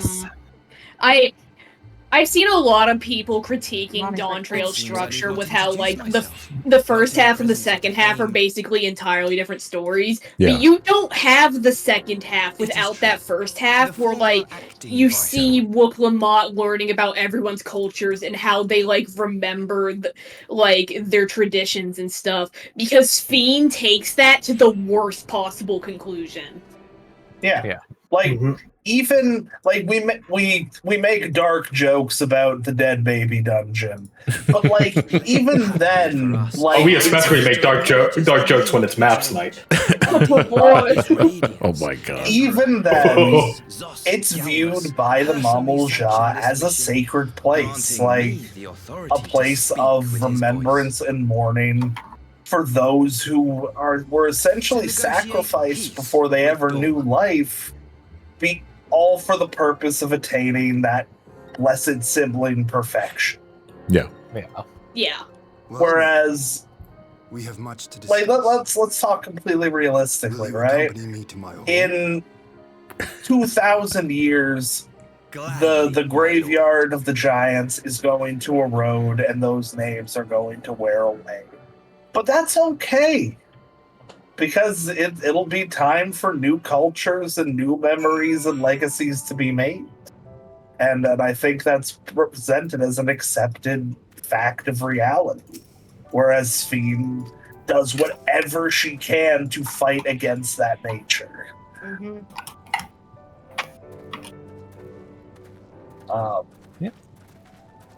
We've now moved way ahead. You guys want to talk about finding llamas? I really liked the one that love was llama. glowy. It was cool. Yeah, the fucking fuck did Zoro get the golden Jaja one? gets a fucking shiny Pokemon. That's a Well, flex. you know, some people get the assignment catch a Pikachu, and then they show up with a fully evolved shiny Raichu, level 99, no slip, Yeah. and you're like, all right, Alright. okay, I guess you win this one. That's fine. So, Go ahead. if we want to do moves, like, unless anyone else had anything they wanted to say in regards to like that specific theming, I did kind of want to move back to the earlier areas if I could, Yeah. because I do think there is some stuff to touch on that we might ignore. I might have a bit of a transition for that on like the notes Okay, of okay. legacy and passing go the for it. torch. People had problems with it, but our journey with Wook Lamont is I really like it because it is us, the seasoned adventurer, joining in and watching along as this like Spring chicken. spring chicken, yes, this is a good term, is going on her journey and her adventure, and we get to see that, and it's kind of that like we are the veteran watching somebody You are new now come the into their teacher. own in MSQ, which there's been little bits of that in like different side quests and stuff, but I liked going on like the first half of the journey, like with Wook Lamont, like aside like outside of the second half, I thought it was really fun. Like, we made the Dragon Ball joke. Well, I made the Dragon Ball joke. It was him. Yeah, don't pass it off to me, motherfucker. But like, there is kind of that sense of like, you know, there's gonna come a day where the Warrior of Light isn't around anymore. Yeah. Like, the world's gonna have to fend for itself, and it's gonna need other people to do it. So, may as well start training up the new generation, right? Honestly, to me, that was some of the best parts of later story. We'll get into it more, I guess, after. But like, there were some genuine moments where you're like, "Wow, that's a good idea. Thank you for not being useless." You know, like in this story really is. There are some moments very early on in this game, because it's an MMO, and because, honestly, a little bit because it's a Final Fantasy, where some people do things, and they fail so indescribably hard, and then it's your job to pick up the mess and save the world. You know, you've been here before, it's an RPG. This expansion, there were a couple fumbles here or there, but overall, it's you are no longer caretaker, you're not picking up someone else's mess. It is genuinely you are helping someone else out on their story, and they are learning to be a more competent person. And it's such a breath of fresh air. Yeah, exactly. Yeah. Like, let's be blunt. Wooklamat is useless at the beginning of this journey. She sure is. Yes. Yeah. Oh, she's sure. Yeah. She cannot get within 10 feet of a llama, the most common, like, beast of burden in the continent, without breaking down into fucking tears as it spits at her. Like, she cannot do anything. It was really fucked up when that llama killed her. Yeah, nobody talks about it. Honestly, minor spoiler for story, Wooklamat dies about 11 minutes into the story. Yeah, and that's how you know people really didn't pay attention to the story, because they're acting like she's alive. It's kind of wild. There's so much discourse about her. She dies so fast. The llama just kept driving. If I had to rank them, I would say, personally, I think we probably have the weakest, like, first two buffer sections, comparable to, like, the last couple of expansions where they started doing that. Yeah. Because On behalf of my delegation, the llama stuff, I I personally feel was missing in it. if we forgo. It needed a role play instance where you play We as should have Wooklamat chased grabbing the Alpaca. llama. Yeah. We Yeah. should have absolutely had an instance where we played as Wooklamat and chased an alpaca. People would have been so mean about just that. Oh, the MSQ, instead of focusing on the story, made me play as her chasing alpacas. Like, people just wouldn't have fun with it. I would love it, though. I know why they didn't do it, and it's because they don't want to have any instances before the first dungeon. Yeah. Because Raubon! Raubon They still learned screams that in their lesson. dreams. Yeah. While we disagree with our founding, Look at the Every light in night. Asahi's eyes. Sorry. Every night, Yoshi P gets a closes his phantom pain eyes, in his right and he arm. just hears, "It's like, oh my name,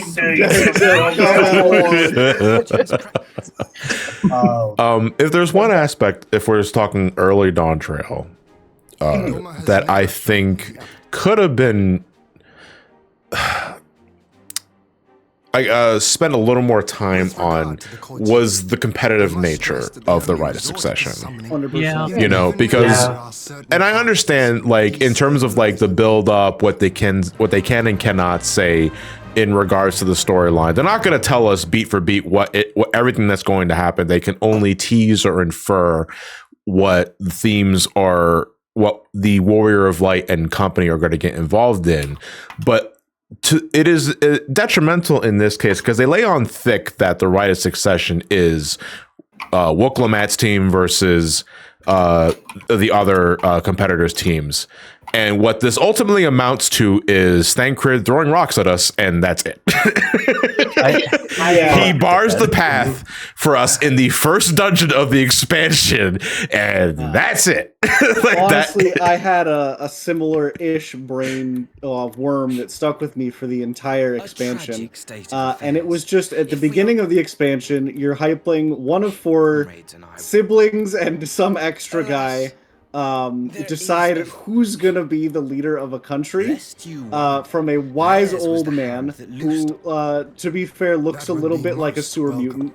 And you're helping either the purple one who's smart, the orange one who's funny, the red one who's angry, and the I really wish he was really wish he was purple.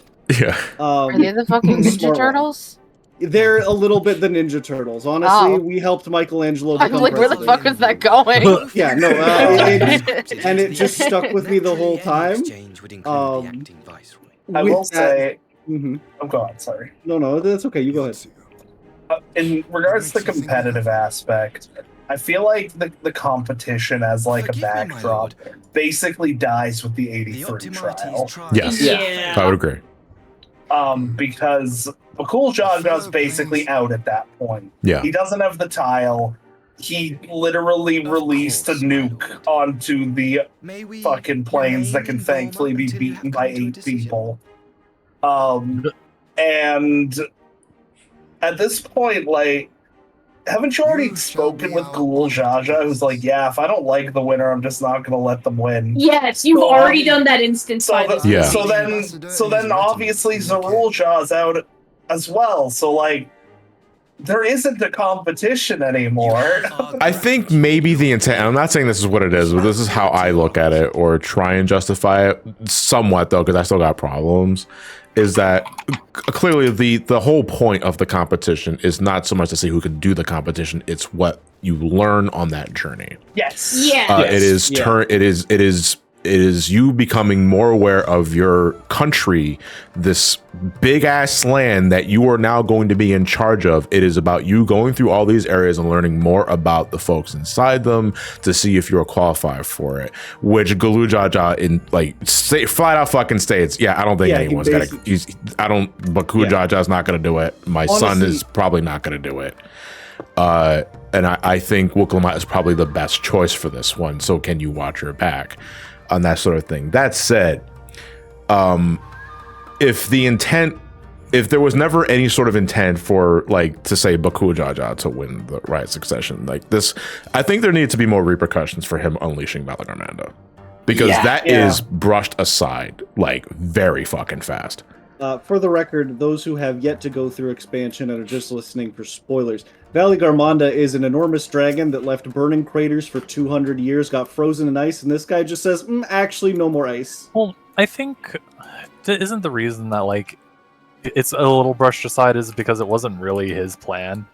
It was more of it's because we killed it before it did any serious Yeah. damage. Right. There's that too, but like, because it wasn't his plan. It was Zoral Jaws, or not Zoral Jaws, his like advisor. I'm pretty no, sure. it was Bakul Jaja. No, it was Bakul Jaja. Yeah, no, it's entirely on him. Yeah, it was Bakul Jaja that entirely decided to do it. Like my thinking, because we did the I keep calling them llamas, they're alpacas, right? Yes, they're alpacas. We did the alpacas first, and my thinking with it was similar to what you had mentioned, that it was more about the trial of it, like the experience and actually doing it. Like when Zarul Jah immediately brings back a golden one, I don't know why I keep going back to Dragon Ball. I really don't. But my first thought is like fucking Goku on Korin Tower, right? Like he has to struggle to get the water, whereas they just give it to Mercenary Tao so he doesn't get any stronger. Yeah. So like my thing is, okay, so Wuklamat's gonna have to work hard for it to get stronger and learn more, whereas Zarul Jah will miss out on that experience. But that kind of never really gets brought back up again. He's just better than you. Well, it's more like she is connecting with the people, which is, especially for a leader, a lot more important. Something that I do really like about how the Rite of Succession is set up is that, like, there is no way to get through this without engaging with, like, the cultures of the people who are doing it. Yeah. And that's why each of the, like, members of it, they fail at the points that they do. Because Hona's too caught up in his fetishization of Charlian to recognize the benefits of the people who live here. Yeah. Still gotta take him to Swish 9, by the way. Wonder what'll happen. Oh god, his brain would have Oh exploded. my god. Zaralja fails to make a fajita and his entire life explodes on him because he was too focused on, like, combat. Yeah. Because he never learned Tomac. The whole time.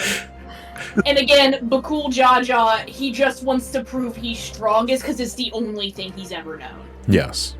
And that's why I can't agree that, because like I'm more confused as to why there were no more repercussions for him unleashing Valic Armada, other than why did he do that in the first place? Because especially in hindsight, when you get to later story beats, you can go backwards and like you can work your way backwards and think, well, obviously like him releasing Valic Armada was a means to like slow the other competitors down, but the dude is desperate. Like he is clearly not in control, and he feels so much is riding on him that he's like, I have to do something. Like, I have to do something to give me the upper hand. What can I do? I'll unleash the big bird. And you are right. Like, when you look back on it, that makes sense. But I don't think that's conveyed great in his, like, writing. Yeah. Because before you get to the Mamolja village, the only time you really see those like seeds of doubt in him, arguably, is when he's kidnapped Wook Lamont, and he's like, and once you get her back, he's like, we failed our brothers and sisters for now, but we'll have our revenge. Then he disappears. He just kind of slides out of frame, kind of. But like. And then that immediately keys you in, like, oh, okay, so there's more going on with this guy. When he's releasing Valic Armada, he just fucking Groose struts on up to it, like, hey, let's see how they like this one. He sure does. On that, I will. I do what I can to see if I can maybe justify, like, why they probably decided. Like how they handled certain objects, but I do agree, like that probably wasn't the intention, and everything involving Baku Jaja should have been inferred earlier, because once you get to Yaktel, it's just laid out on you like immediately. And don't get me wrong, I really like Baku Jaja. Like there was a part of me that in the beginning it was like, oh, it's like a new villain, kind of a one-note bully, but you know, but I also was telling myself, oh, but it's also a more lighthearted expansion, so this kind of tracks. But by the end of the story, I am 100% certified Baku Jaja fan. I love the story they're telling with this character and what they can continuously do with the character for future patches. It's just that for the sake of making him a more third-dimensional character, it needed to happen earlier. Yeah. I think maybe it's because they wanted to really like get the audience with the dead baby cave. I kind of get the sense that they didn't intend for Bakul Jaja to be as like sympathetic as he ends up being too, because like the dead baby cave fucking hits hard. Yes, it does. Like, even the devs were surprised at like how much people like Bakul Jaja. They're like, we did not expect it. They really expected us to be hung up on those topics. There's a lot of Bakul Jaja out there.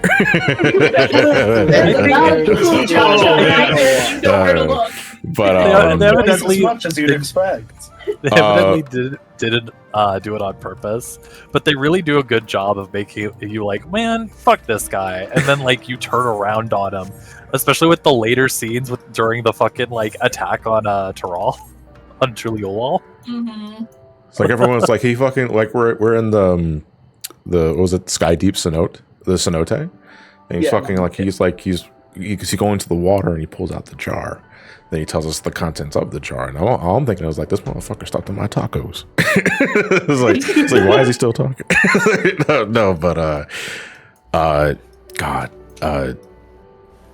Did we already cover Okapacha? Yeah, I guess we did cover Okapacha just by proxy of talking about the alpacas. And is there anything else that we want to discuss? I like the duck people. Oh, the Pelu Pelu. Yeah, so I'm going to say I had a fight or flight response.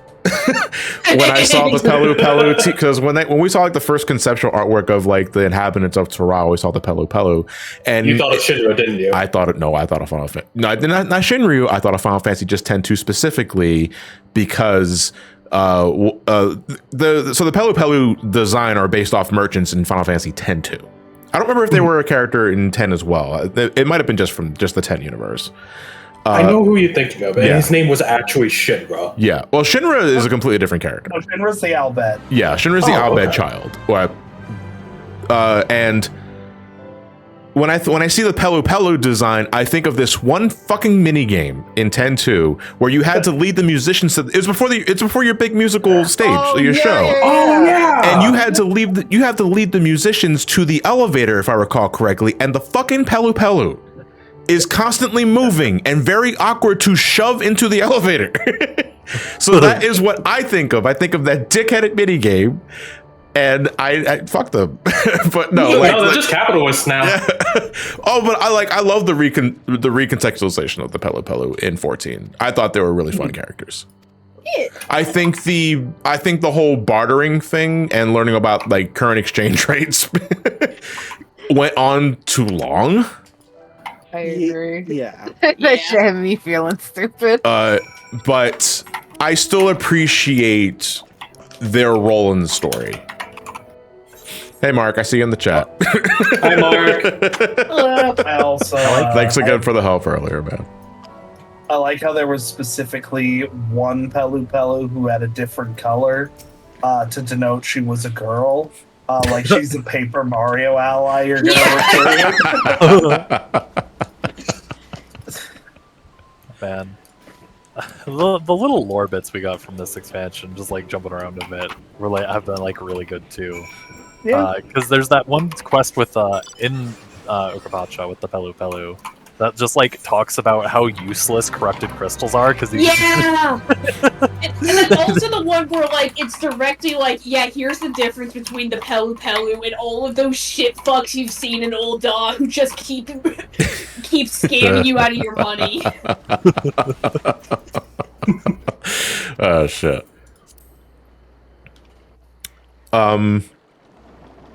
Do we head into Yoctel, I guess, at that point?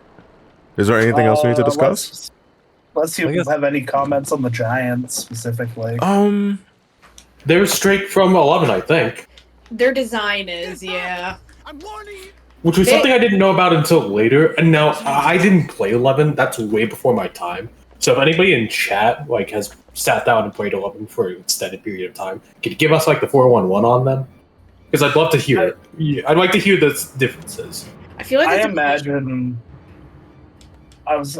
they're gonna get a tribe quest that'll expand on them more. Yeah. Alright, society Allied quest. Society quest. Thank you. Society. I'm trying to be better. Wow, Eric. Wow. Yeah, Yoctel.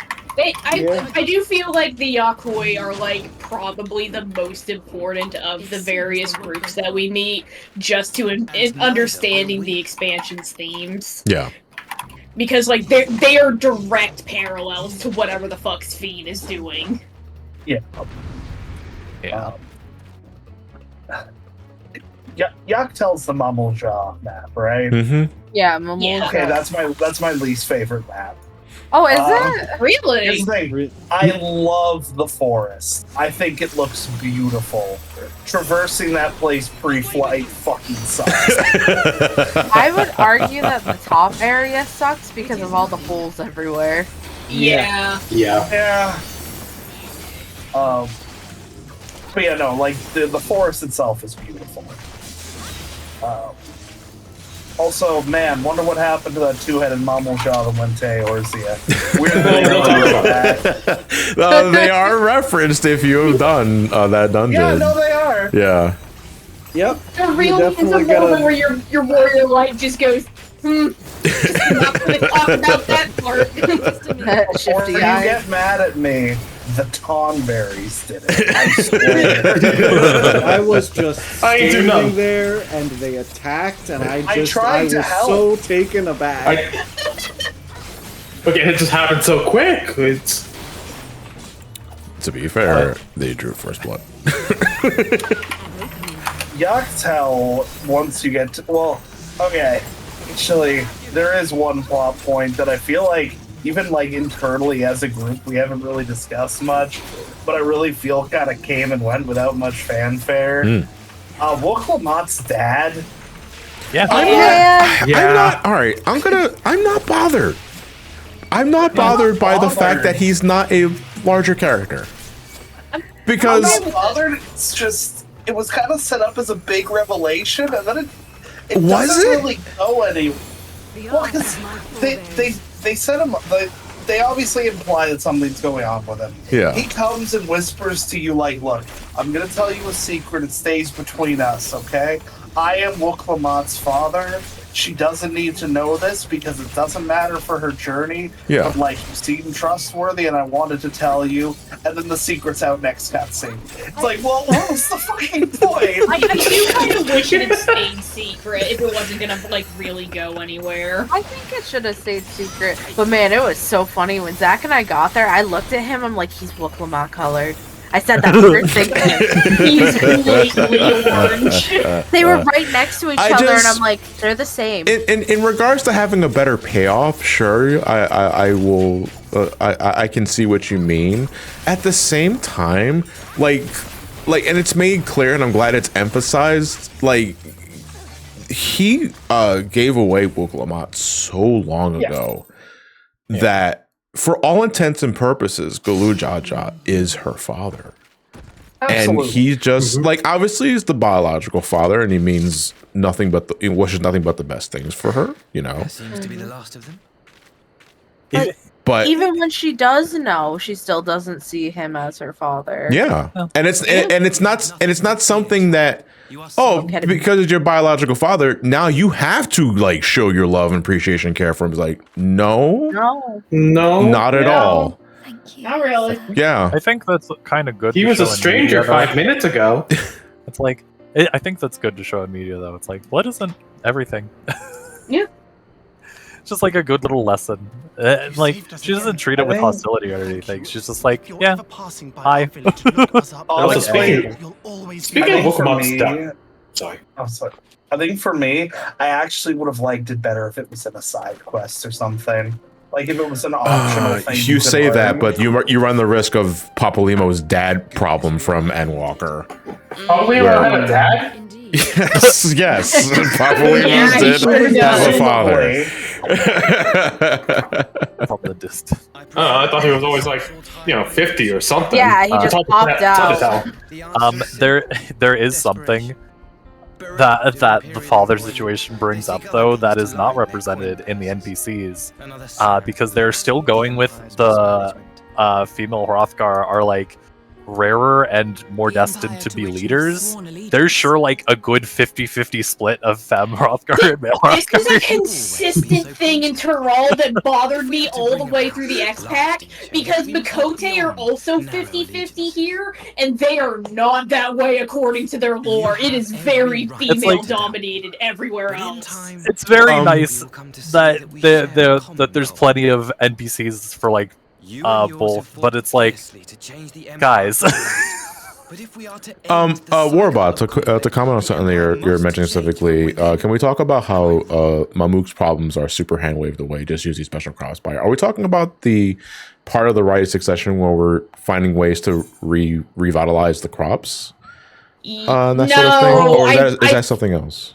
No, I know what they're talking about. It's when you go and talk to like all the villagers about like why things are so desperate in Mamook, and one of the things that comes up is like they can't grow things there, and because of that has historically led them to try and raid other places. Okay. And the discussion of the crops comes up then.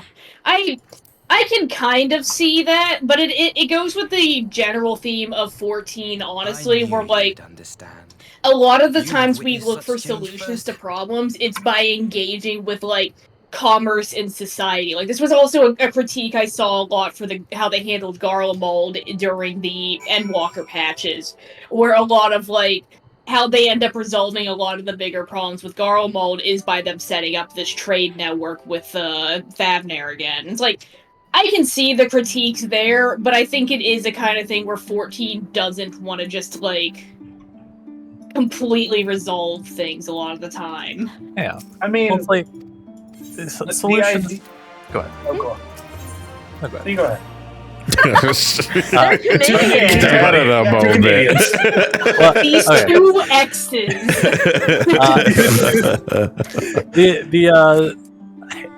It's nice, and it fits with the theme that they're trying to give, where it's like you're not going to solve everything by yourself. Sometimes you have to look to the outside for solutions. Mhm. And that's something I feel like they have like consistently pushed in 14. At the very least, it comes up every once in a while, like with Garlemald and stuff. And it is like, yeah, like sometimes you just don't have the resources to solve a problem yourself, and you have to look for outside solutions. Yeah. But It- is it's the not- issue the means or how fast it happens? I feel like a lot of people, it feels like it's being resolved like immediately. It's just like, Yeah. oh, here's the thing that we've come in and like solved your issue for. All you had to do was grow other plants, and it's like, no, this was like something that kind of required everyone's knowledge to come together for. Yeah, because it's not just other plants. It's like it required. It's from This- Charlian, is it not? Yeah, it required Yeah. the specialist knowledge that like not even. I don't even think Kona himself like had like the ability to do it. Like it required a lot of the Scions who all had different areas of expertise to like come together and put together a solution. No, Like it think- required a couple of people at least. It was mostly Kawana, if I recall. But for me, like, is it convenient? Yes. Is it, like, unbelievable? I mean, not really. Yes. This is knowledge and technology and literal, like, biology, like, plant seeds from the other side of the world that they could never have got. Yes. Like, Yeah. it's not saying like, oh well, it's just magically fixed. No, it's just they were an isolationist society that opened up and gained a lot from it. Mm-hmm. This game was made in Japan, by the way. I think I would also like to point out too is like we're not solving all their problems. We're addressing like a specific concern that they had and trying to help them depend less on the ideal of the blessed siblings because it's causing a lot of strife to their community. Yeah. And this is not even getting into the whole eugenics thing about it. Oh, we're boy. talking about just like elements outside of that aspect that needs to be considered. And Warbot, just to focus on one thing again, like it could have been greatly expanded on it around the culture around the blessed siblings. And again, I have to say, and we can argue that it should have been in the base storyline, but who's to say they won't follow up on it later? You know, again, because it has to be emphasized and stressed, the story is still ongoing. It's still continuing. And at this point, if you feel that there wasn't enough time spent on like the culture itself to learn more out of it, to get more flavor out of it, it's very possible that in future patches they can. Not for what reasons, I don't know, but that I'm not the writer of the story. That's for them to do. But I think for some things it's too early to say that like it's over and done with. It was like maybe not, because the story's still ongoing. So, I brought up the Allied Society quests earlier. I'm so proud of you. I'm so proud of you. I'm learning. I'm learning, and we're healing. But I wouldn't be surprised if it was the Giants get the Battle One, the Pelu Pelu get the Crafters, and the Mamulja get the Gatherers. Yeah. Also, just like thinking about like the crop stuff that goes on here or in Yaktel, it's very contrasted to the other crop issue that does happen that we kind of glossed over earlier, which is solved magically and internally. And actually, I really love all the stuff going on around that. I kind of like felt the mildest about the like Hanu part of the storyline, but also Yeah. I do kind of love that the solution Wook Lamont finds is, hey, let's like actually do y'all's local traditions. It's like it's a good way for 14 to go. It's like, no, we don't need to solve this all through like Magitech and stuff like we usually do. Yeah. We can't call Sid to fix this one. I don't think it was a matter Expression. of. I don't think it was the matter of the. First off, it's the Hanu, not the Vanu, that forgot their culture. I don't think it's a matter of them forgetting their culture, because maybe I want to ask you guys about this. Did you feel there are certain parts of the Rite of Succession that were deliberate in a sense of being able to act as a vehicle for the competitors to learn about their culture?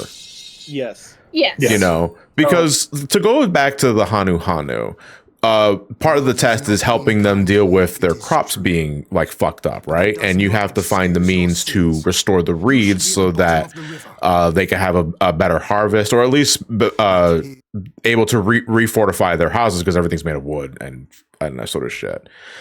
But I never took it as, why do they need to do this? Because shouldn't they already know how to do this? And I think they do, but the competitors do not. Yeah. And the idea behind it is to teach them how it works, and not so much how can we help the society in this instance, that sort of thing. I did not. Maybe I'm the minority in this, or maybe I'm just wrong. But I took it as if of course they know how to do that, but the point is to teach us. I hope you're right. I'm gonna go first this time. Okay. Go for it. Okay. Well, that was very, very demanding. Step aside. He's learning. Just because otherwise, Zach and I are gonna get them back and forth again, and it's gonna go nowhere. Okay. I hope you're right. Otherwise, the Vanu look like morons, or the Hanu. Sorry. Yeah. The Hanu look like morons. Yeah. Because like.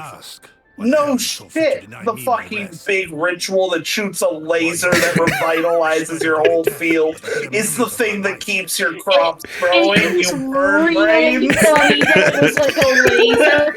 That I gotta agree with. Yeah, and I agree. I agree that it's like, how the fuck do you forget that? It's a fucking laser that comes out of the boat. Oh yeah, boat. Like, I expected it to be like, I don't know, some magic particles, and then the fucking bird started shooting lasers. All it needed was Smile playing over it to complete the image. Oh my god. Oh my god. Can we jump for a second here? Yes. What is... How big a fan are you of The Lion King? People shit so hard on Smile. And it's like, I like it. what? It's a fine song. Okay. Yeah. It's sort of a twofer thing. It's like, it's the song itself that people dog on because they say Disney song, and it's like, okay, yeah, and the second critique is that it's used inappropriately.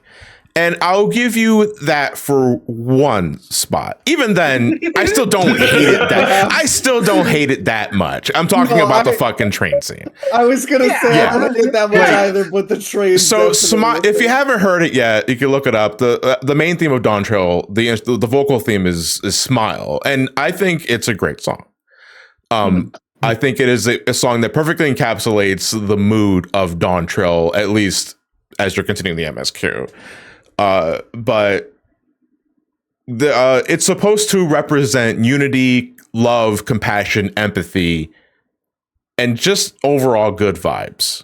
Yeah, kamikaze train. Kamikaze train. And I will argue that the point of it playing there is not, yay, we're building a bomb. But look at our work as who we are coming together for this sort of thing. Now it's true. Well, they were already together. Like, it's not as like the Tyroleans were at a civil war at each other's necks. But the point is for the player to reflect upon how much we've accomplished so far post Rite of Succession. And that's why I'm not bothered by its placement too much. I agree that it's kind of jarring. So that's what I'm going to ask. Yeah. When it started playing, did you start laughing? No. Because I did. I didn't laugh, but I also didn't. What the fuck? I didn't hate it. Yeah. I didn't hate it, but like it just Yeah. it was funny to me and not what I was expecting. Yeah. So hearing it like It hit me like a fucking train, I guess. But like, Well, I think for me, it's. Go ahead, Jeff. no, Well, the you thing go is, ahead first. that's not the first Okay, place it plays. It's just yeah, that's the first place that we get the lyrics. Yeah. My thing was I didn't mind it when it played over like the coronation. I thought it fit really well there. It's literally like the circle of life moment. I'm becoming a cat girl. Are you all ready? Yeah, it's almost 10 o'clock. I know I'm logging out. One boat per stream. The circle of life moment I think worked really well. Yeah, I thought so too. Like when it was like when the song was used for the first time after the rites of session was over and after. Yes. The problem is it plays again like 3 hours later over a much less impactful thing going on. That goes into the issue of repetition with certain things. I will agree. Yeah. Yes. My big issue was I feel like at some point the devs a little bit acknowledged that maybe this theme didn't quite work for every scene, because there's another very, very good scene later on where they do just say, do you remember last expansion? That expansion was really cool, you guys. It was really cool, you guys. You should go play that one too if you haven't. Is this a To everyone boat? that had to beat that expansion to play the current one. I'm coming. Ah. Yeah, go ahead. Look, I'm just saying, if like I was making a bomb, I'd want it to be a little happy. Yeah. Nothing Were you quite gonna say, brings the Zach? community together. I was gonna going back a little bit outside of Smile and the Lion King. You joining for boat? Yeah. Back to the Hanu. What I got from it is I like the interpretation that they're playing dumb to like teach you to like let them learn about the culture is like interesting. I didn't get that personally, but it's interesting. But like from what I got from it was it's like Stone scales up. it is the ritual had gotten like lighter and lighter over time because all of the like main components of the like the real ass magic ritual going on as part of the culture have all kind of worn. Oh, I already have red. Yeah. Okay. Yeah. Thank you. But it is like Sure. a nice little like bit of like, yeah, there's like a reason culture and traditions come about. Like that was like the lesson. And I thought that was like a really cute lesson. I think Like- for me, like specifically with that, and I don't disagree with you. I do think that was the like theme they were trying to go for. But at the same time, it's like I feel like there's a difference between like say a burial rite as an example that kind of fades over time and as people gradually forget about it, and a real ass, very visible magical laser that instantly grows all of your crops. Really should not have been a laser. It could have been something more subtle. Well, you know what bothered me? What bothered me more than anything, just to go back to the laser for a second, was not so much that it was a fucking laser that came out of the bow, but that laser is powered by our aether, and our aether, as small as it was just siphoned without our consent. It's like, whoa! You didn't tell me that. You didn't tell us that the thing was gonna suck a bit of our aether up. Here's the other thing. You gotta wonder, is it a laser because we were there? Is it because we are a fucking like eighth-tiered Is being? that why no one noticed it? Is it because like well, normally it's like a little trickle? That was kind of a waterfall. Wonder why that happened. we did kind of eat Ardbert. We are slightly more dense than most people in Eorzea. Yum, yum, white boy, see 'em up. During the Which, raids. us being more dense than the average person comes up later in the discussion for the Savage. Yes, it does. Delicious. Yum, yum. That girls want him. Find out why. You just got to eat the white man up. Just like, Dude, Oh, Saniak, you cannot be there, dude. I can't fucking see my bite marks. I'm dropping my patience. oh, shitless. Okay. Is there anything else in like the first half we kind of actually, I do want to talk about just real quick. We did briefly mention the dungeons. I do want to give credit to Sky Deep Cenote, an excellent fucking 65 or 95. 95 dungeon? Yeah, Yeah. that's the one. You're thinking First number's Stormblood. no, first number's irrelevant. It's always just the 3, the X5, 5, the 7, X5. the 9. Yeah. Really great dungeon. The first two are good as well, but I think that's where it really starts picking up and it doesn't stop. Yeah. Also, I the would vital weapons also from there. like to give Chef's credit kiss. to I'm torn, also dude. Like, okay, so no, easily, if I don't want to go into a music tangent because we'll be here all fucking night. The music's so good. This But is Skydeep so good. Cenote's dungeon theme is so okay. So this kind of it's kind of a twofer for me because if we're talking, okay, we're going to go into the soundtrack again. Forgive me, but I have to build up the foundation for this. So Dawntrail soundtrack, one of the best in the fucking series, like easily. Banger. Like there is rarely a song I do not like in this soundtrack. It is that fucking good. Some of the field themes in Dawntrail are some of my favorite in the entire series as well. For me, dude, Urkelpatch's daytime field theme is fan-fucking-tastic. But I also really like Yoctel's daytime theme too, which is basically the Source's version of Lahi. The Skydeep Cenote is a variation of that theme, but it's so emotionally impactful. Yes. Sells the theme and the vibe of the dungeon immediately. It's so good that it's reused in MSQ scenes to again identify how the vibe is, and it's because this theme fucks so goddamn hard. It is the single theme I go back to the most from this expansion. Like, Yeah. more than, like, even the Tuliolol theme or the fucking final boss. Like, it's that good. Yeah. Yeah. Yeah. I would also say, for the record, the Skydeep Cenote is phenomenal. I must also give credit to its moderately younger brother, the 97 dungeon, okay. It's just a jam. It's This is a just a personal jam. story here. I ran that dungeon once with the person I ran story with. It was phenomenal. We both got Who's that weapon guy that drops. you ran story a good with? time with We it had was him? Eric. It was Eric. It's Yeah. probably pretty handsome. Yeah, for sure. That too. Neko Blue. I love Origenics theme, but I hear no one talk about it. LOL. I'm gonna tell you why. It's because of that fucking tortoise enemy by the end of it. It's the it's 100%. No one likes that like, entire that fuck- dungeon. I is like the the. turtle. I want to love this dungeon, but that fucking giant turtle ad near the end. Just He's so sad. shits on it. It's just so sad. But yeah, no, the 97 dungeon has an interesting gear aesthetic, to say the least. Yes.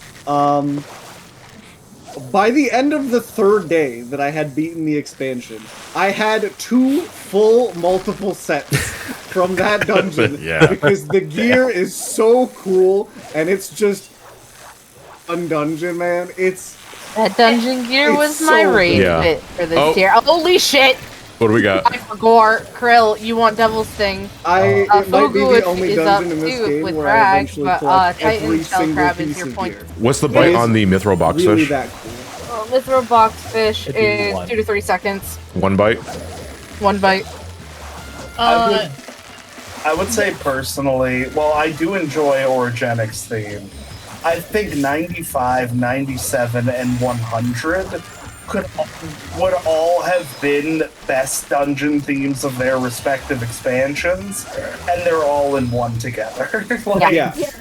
100%. In all honesty, like all the new dungeons recently, like for Dawntrail, even the post expansion ones have been really good. Yeah. that one fucking boss. No, Yeah, it's we don't talk about that. he shall not be named. Except for one guy who appears after story to ruin your day because he sucks and is bad. There is no forgiveness. I will not hear otherwise. Just dodge Eloise forehead. It's so Anyways, Vanguard fucking activates the part of my brain that plays Trails games in Turbo. I have never once fucking done anything but the most full-ass, no thoughts, head empty, sprint big pulls in Yeah. Vanguard. Dude, I have a similar story with like the glam of that fucking dungeon because it was like and this is kind of a weird fucking pull, but forgive me, this is how my brain is wired. But you remember in Ace Ventura when Nature Calls, when he visits the dude's taxidermy room and he sees all the different animals walled up on the wall and he's terrified by it? That was me with the gear set of Vanguard when I saw, oh my god, I want that. I want that. I want that. Yeah. And I had to farm the fucking shit out of that place. But I'd do it again. Thankfully, I was gonna say, now at least for the past, You would like Ragworm for your food you're that guaranteed you're only one gonna have piece one of throw equipment of. from each leveling dungeon, and it will never be a repeat. So you do have a finite number of runs you must do. Yeah. Yeah. And it gets easier and easier if you get any drops at all, which is super, super easy. Well, I guess it's all RNG, but yeah.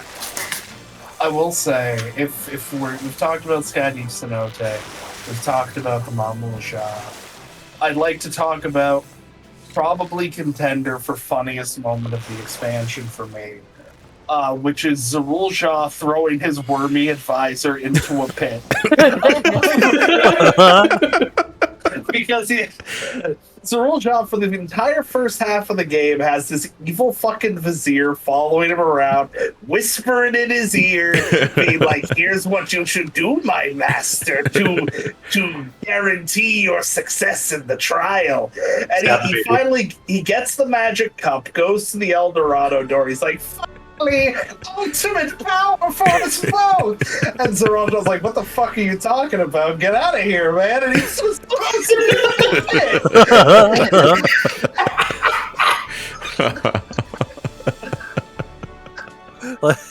They really do set up fucking evil Vizier Man as the evil mastermind Vizier behind Zarulja, and it's like, no, actually, Zarulja just sucks. Yeah. He's been letting this dude follow him around because he's like useful sometimes. This Chocobo saddlebag. Listen, sometimes you need an extra person to carry your stuff. And admittedly, it's pretty good foreshadowing for how he treats his wife. True. Which, by the way, how did Zarulja have a kid? That's a question I want chat to answer. That I'm sure is going to be patch con. Like, there's no way they're going to leave that floating thread. Yeah. Well, yeah, because there's no indication that like Zarulja had a mom, which means theoretically, I don't know, maybe he happened the same way fucking his kid did. Yeah, King Piccolo. Yeah. That was a clone. Yeah, well, I guess that is the King Piccolo. We had talked about it, because, like, it gets brought up really early on that Zarulja is an impossible being. Because blessed siblings are naturally infertile. Which, I mean, come on, Mamulasha, guys, that's a pretty big eugenics design flaw, man. Yeah. But even that aside, like, he should not exist. There should not be a blue version of the Mamulasha he is.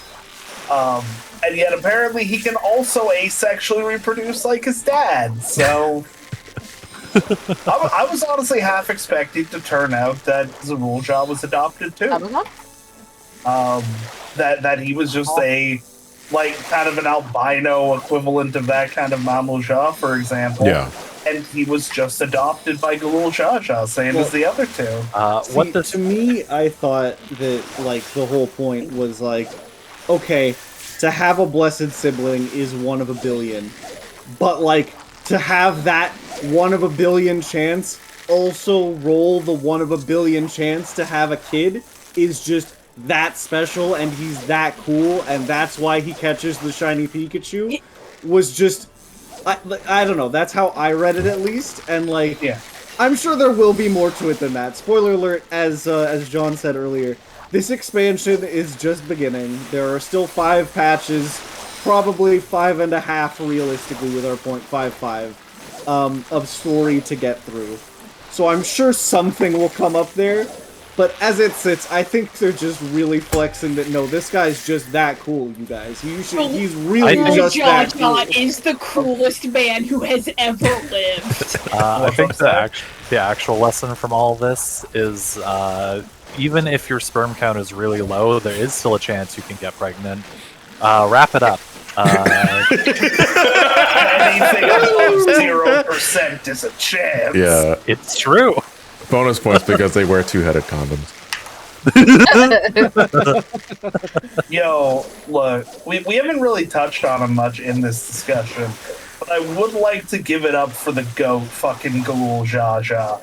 This dude Real is one. the coolest dude in the fucking world. What do we got? He's the coolest man who's Silencer, ever been. Ragworm. Silencer. Intuition is stone skill. 1 silencer, 1 deep sea eel. This guy took an entire fucking continent in the, like, throes of civil war, basically just walked up and said, nah, I'd win. There is a small one blade that isn't fucking- silencer. Unites the entire nation, adopts 3 kids, well, has 1 and adopts 2 more, rules for 80 years, and everyone likes him. Even when his brother is dead, he's still ruling just fine. It really is. Going back to like Wuklamont being like our almost like protege adventuring lies. But Cool Jaja is kind of like a look into the Warrior of Light's future. A Cool Ghoul Jaja? Jaja. Or, In a way, I guess. Sorry. There's a lot of Jajas in this expansion. There's so many Jajas. Yeah. The cool Jaja. This especially gets complicated when we add a Ghoul John to the mix later on. But I'm just saying, Binks Jaja is a canonical blessed sibling name. Oh my god. You know, like I get what you're saying, Zach. Like I said, the Warrior of Light is gonna get old one day. Like Yeah. I hope we're half as cool as him. Honestly, that's the real. I Yeah. just hope we're half as cool as him. Yeah. The other thing that I think most people that play the expansion appreciate, or at the very least I did immensely, throughout a lot of this game, there are forced moments where some generic mook will walk up to you and they're like, "Who's this guy? He doesn't look so tough. I'm gonna take him," and you destroy them in an overworld instance that takes all of 11 seconds. I'm so mad. My last hook was a deep sea eel. This Sorry, guy we're fishing. is like a be-all, end-all. Like Big game fisher. He is a strong dude, and Yeah. he sees you the second you enter, and he's like, "That's a guy. That's a guy right there. I want to mess with later." And I'm mad respect it because he knows what he's in for, and he still signs up. And he was still And he he nearly beat takes your you, to ass be fair, really yeah. well in that fight too. Yeah, he can kick your ass. Despite the fact If that you're he's not like paying heavily attention, that handicapped instance too. will beat you. He Yeah. is It feels heavily like- handicapped. Like he's heavily and I'm gonna say it like in retrospect, there's one fucking part of that fight that like, oh god. Where Is you it the fucking, delay like, magic yeah, it's casting? the That was let super cool. like resolve and reason join forces stops. Oh right, it's like fuck me, man. Yeah. Like I look Yeah. back He at just that. got so into it he forgot. Like So here's the transition. He got so into it, he forgot his other head was dead. Yeah. Which listen, I really enjoyed that moment where like it was revealed that the head of resolve. It was the head of resolve, right? Yeah, Head of- it was. head of- Head of reason. Head of reason. Sorry, the head of resolve is the the alive part. yeah. yeah. But when it was revealed that like the head was dead the entire time for like the last 3 years, like that did make me feel something. But then like kind of like my but after like I had like fridge moments immediately afterwards, like with all said and done for that session, I was like, dude, you spent 3 years with the head next to you just being dead. That's like that's so weird. That's so existential. Yeah, That's like imagine so- if you had a second head and the second head died, and you still lived, and you've lived with that for 3 years. So Fucked up. to its credit, it is fucked up. It is absolutely fucked Yeah. up. But like we talked about like how would that work like physically? Like it's clearly some kind of brain, right? Like Yeah. obviously the head has not been decomposing No. or anything while attached to him. So in reality, it is just kind of like it's sleeping. Yeah. Like, It's incredibly dark and fucked up, but like, I mean, I don't think he just keeps that cloth over it for public appearance. As fucked And I up know it happens as- in real life, and like it's something that I'd really like to learn a little bit more about. But like, it's definitely something that seems a lot more horrifying. Like the more you think about it. On the flip well, side, no. though, as fucked up as it is, we're talking about funniest lines of the expansion stems from that reveal.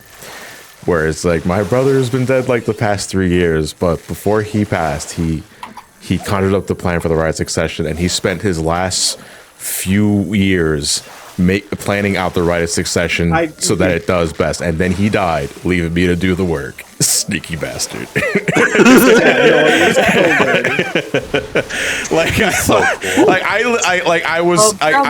That made me cry laugh. Yeah. I mean, it's the kind of line that would be said at like a eulogy or something. Yeah, it's someone that genuinely knows the person, right? Like, what's the fish? Pearl bombfish. Oh, pearl bombfish. Oh god, okay, I actually gotta pay attention. You guys keep talking. I guess to kind of if we're good on the rite of succession, we talked about the smile coronation. Suddenly robots. Yeah. So, my first thought when suddenly robots happened was a certain character reappears. I'm trying not to spoil. No, okay. Well, we're talking spoilers all night. When Blue Boy shows up again, and he's the Arbiter. Yeah, literally the first thought in my head was, why is the Arbiter from Halo here? And then 4 seconds later, and then that's just it. And then 4 seconds. Oh, they got him. The Arbiter got him. I just want to say also, because that comment I said, there was also the Mountain Dew campaign going on at the exact same time as Dawntrail's launch for 14. It sure was. And like my first immediate thought was, welcome back, Halo 3. Welcome back. But yeah, no, he shows up as the Arbiter. The entire city gets attacked by robots. And oh shit, is that the white woman from the cover? Yeah. Look at that. It's like a white woman spotted. And they don't say anything about it too. You literally just see her walking. You wave at her like you're like, oh, something's up there, and then she just kind of continues walking. And you're like, well, you know, the city's burning. I got better stuff to do than stare at this random white lady. To be honest, her appearance there has kind of vexed me since, like, after finishing the game. Because she shows up there looking, like, really sad and regretful, right? Mm-hmm. Yeah. But when Saral Shah is planning his, like, second, more fearsome attack, she's down to clown. Like, why did you look so sad the first time? I think it's because she's witnessing, like, the carnage firsthand. Yeah. I guess. If you make a choice, you need to live by it, right? So she goes, she sees it, she's like, oh, this is messed up, but I know it has to happen. It's one thing to know, like, mentally that this requires you're condemning people to an early death for this, but it's another thing to actually see it in person. Because you later find out she ordered that attack. Yeah. She did.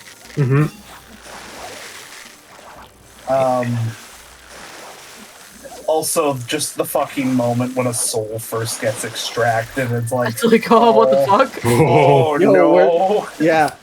The soul gets extracted, and you're like, why did 2 starbursts just pop out of that guy?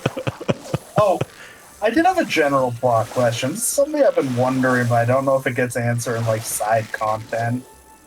Did the final days happen in Tural?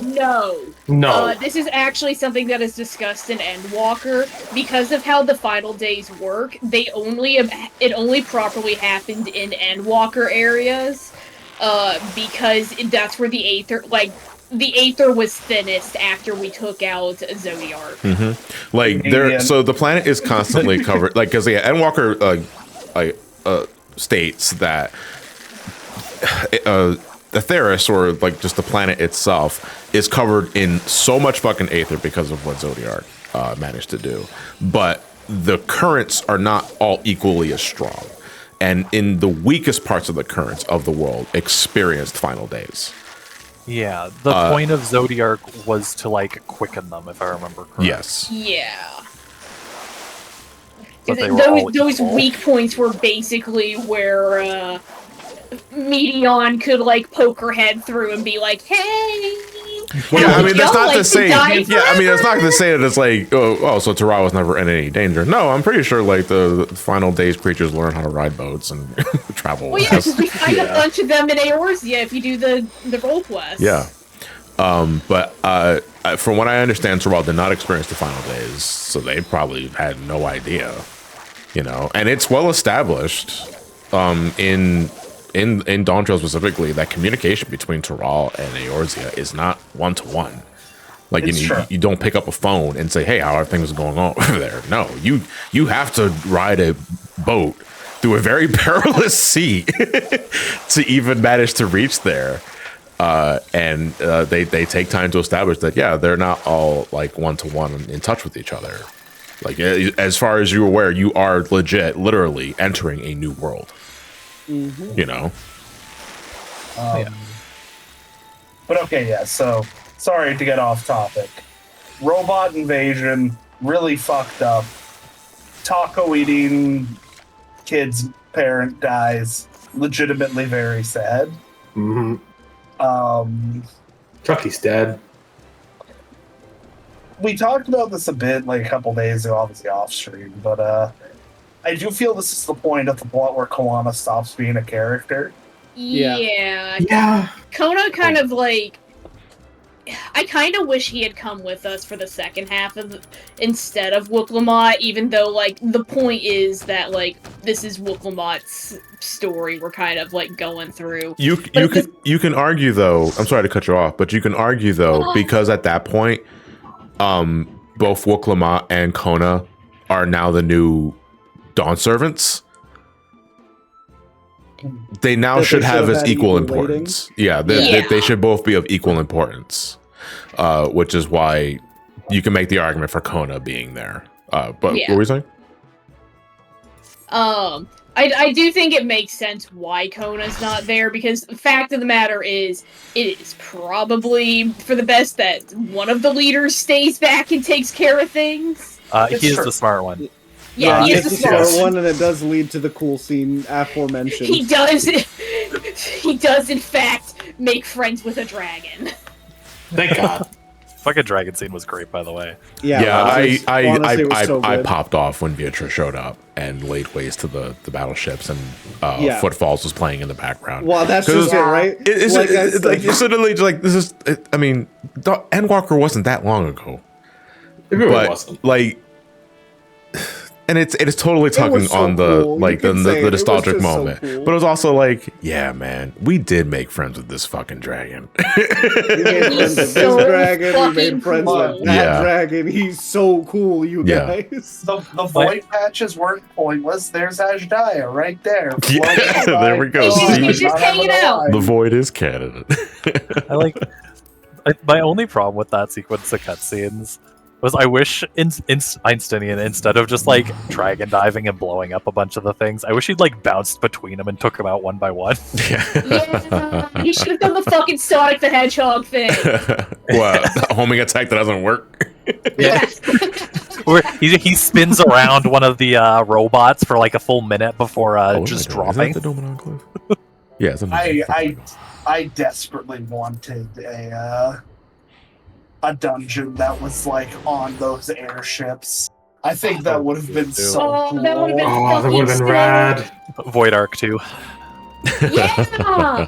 But like more outside, right? Like something almost like the diamond weapon fight where you're like on the deck fighting. But what about the SA-1 sky deck?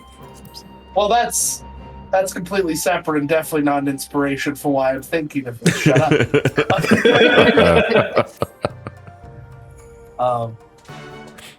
But no, it is a great scene. Do we have anything to say about Shaloni? America. I like the theme. Yeah. I like the theme of Shaloni. I like the area itself. It was, for me personally, it was the biggest drag of side quests. Yeah. Yeah. Doing all the stuff with the guy and his gang. The Yeah. cutscene was cool, where they had the quick draw. Like, Yeah. like literally everything, but the like cluster of quests I enjoy about Shaloni. I mean, I definitely feel you on the cluster of quests. When me and Eric were playing through, to be fair, by the time we got to it, not necessarily the expansion's fault, but it was fairly late It at was night. like 1:30 in the morning. We descended into madness. We made references to like this varmint's like We a were talking gopher in and a. terrible like text and was- accents the whole It was time. so bad. I mean, honestly, I enjoyed it. And I in was down retrospect, for was it, really though. funny, but it was so. I was yeah. down for it, dude. It was like, oh my god, that's just a basic ass American accent. Yeehaw. Like, and I am here for it. As an American, I am here Though she for it. survived, she remembers nothing. Welcome to of Texas. life. Not even It's like its existence is pretty She is obvious. an It outcast, exists so not- that you don't leave Tuliolal Are and you saying instantly you have to refuse turn to around leave? because it gets invaded by robots the second No, you turn. so warp shard. Quickly, quick correction.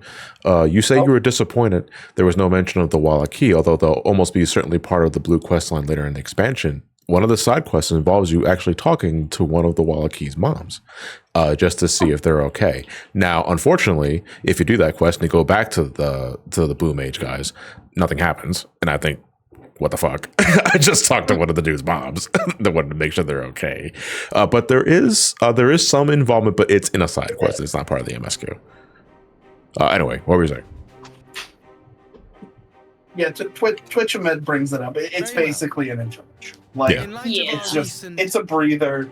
Let's go take out this corrupt sheriff's deputy and make things a little bit better in this town before it gets blown up by robots from another dimension. It also gives us a little bit of time before the worst day of Aaronville's She life. will be most pleased. Yeah. Yeah. But man, it kind of sucked that there was a little less warning because, like, imagine if you had something planned later on that night with the very same person you were playing MSQ with, and like you were like, "Oh hey, let's beat Shaloni. I'm sure nothing bad will happen." Said No, two Zach and I- fools. Zach and I literally stopped right before like everything went to shit. 'Cause we I were think- just tired, and we were like so happy like the next day because we're like, fuck it, we gotta rest. And then when we started up, it literally took like probably like that quest, and then shit hit the fan, and we're like, what the fuck? Yeah, no, same thing happened with me. I'm like so glad I stopped like right before the shit went down because I don't think I would have been able to sleep that night. There is a world where, because of my work schedule, like we went and did the couple of quests, and then we had to like go to bed or something, and Alex was stuck crafting for like 2 days with the fucking blood-soaked Tulio wall. Oh god! It was not great because I was still leveling all of my crafters and shit when he was at work, because we always do MSQ together. So everyone was fucking dead, and I'm making leather. It was fucked up. Just smile through Oh, the God, pain. Tulio Just Wall's on smile fire. through No, the that's pain. cool. Like, I don't think you understand like how fucked up it was. Did you run around and like see the NPCs or like Oh, yeah. crying Oh, like yeah. a child with their dead mother? Like they didn't hold back for it. You see, that sounds like a perfect opportunity to play Smile in the background. Like the whole fucking town's Yeah, on fire. And meanwhile, Alex is making leather right next to the market port. I was fishing in front of Nora during her time in the cutscene. I will say though, being a person who actually cares about MSQ, this expansion sucked because usually what the 14 community does is that there's like a spoiler embargo, so like nobody talks about it for the first month. Because people did not like it, people like just kept talking about it on social media. Like, and it was bad. I was spoiled on the 99 trial. I was spoiled on the twist with Sphene. And it sucked. Yeah. Because like just because people did not like the expansion does not mean you have to ruin it for everyone else. It Yeah. was really bad. Dude, Yeah, hunt I trains hated, were like- insufferable week 1 Yeah. because shout chat was just everything. They were just openly spoiling the game. Yeah. And I was like, my guys, like people are still fucking playing the story. Like, what are we doing here? Yeah. This is why I always tell people when you're going through an expansion the week of launch, mute shout chat. Just don't engage with it. You're not Whatever you wrong, do. but they also shouldn't have to. Yeah. They shouldn't have to, but like as a precaution. Yeah. No, it wasn't good, and I mean, you mentioned the thumbnails on videos. There was a EX2 video with the boss on the thumbnail before the game officially released. Because obviously early access was the Friday, it officially released on the Tuesday. Yeah. And it was just up. Not to mention, all the various soundtrack videos with just blatant spoilers in them. It was rough. Oh, dude, this is the scene. Oh fuck yeah, it's the scene! Oh hell yeah! Oh, okay. This scene is especially good if you're a Lalafell. Which As someone that played this, is. yeah, I was about to say, as someone that played this expansion as a Lalafell, boy howdy, do you get a completely different experience from every other race, Yeah. as you will see in a moment. Movie bad. Thank you for the raid party. Too much. Appreciate it. Accompanying me through Yansha. Oh, we were talking about music, but we haven't talked about the Donkey Kong X Tulio all day theme. Oh my god, the penis music. I fucking love it. Oh, here we go. Freeform jazz. Oh my god. Save No, gets better. marriages. Fucking face gets me every time I see this. Man, that's some good graphic update. Yeah.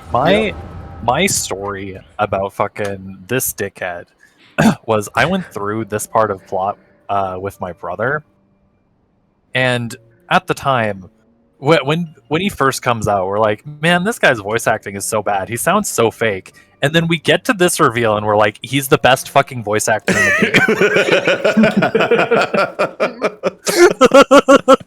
game. Fucking 10 out of 10 performance. I have to wonder if they knew they were gonna do the Fandaniel thing at this point in the game. No, because it's a different voice actor for Fandaniel, isn't it? It is. Yes, it is. Also, considering we're still pre-Gaius, not Gaius, so Xenos Echo, they definitely didn't know what they were doing with that. You know what? Fair point. Fair point. How dare you speak of righteousness? Oh, the days before the draw animation. I'm so God. fucking glad we have that Yeah, now. that's true. Yeah. What was that? Was that Shadowbringers or was that Endwalker? Endwalker. That was Endwalker. Endwalker. Yeah, that Yeah. introduced the custom draw animations. Yeah, because you can get it through PvP at the time. Yeah. This cutscene really was just fucking like ragdoll.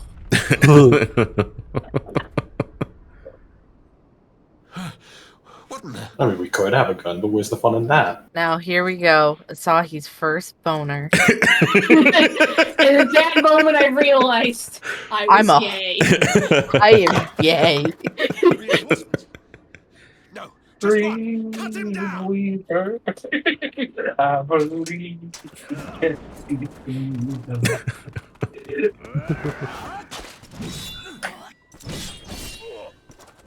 Oh. Damn. I know they'll never confirm it, but I feel like Asahi might be the most canonically gay character look at in him. this entire game. The graphic update just made him have more of the fucking homosexual awakening gaze. The gays. The gaze.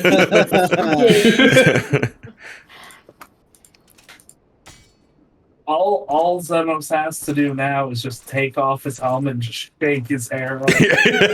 Oh, fucking slow-mo with fucking... And it's like Yeah. smile in the Yeah. background.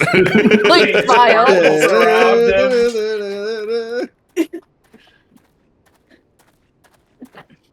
Thank you.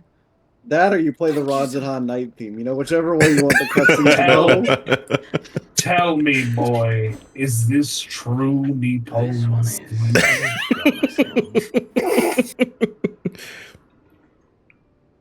This is his moment. This is when he became a weeb.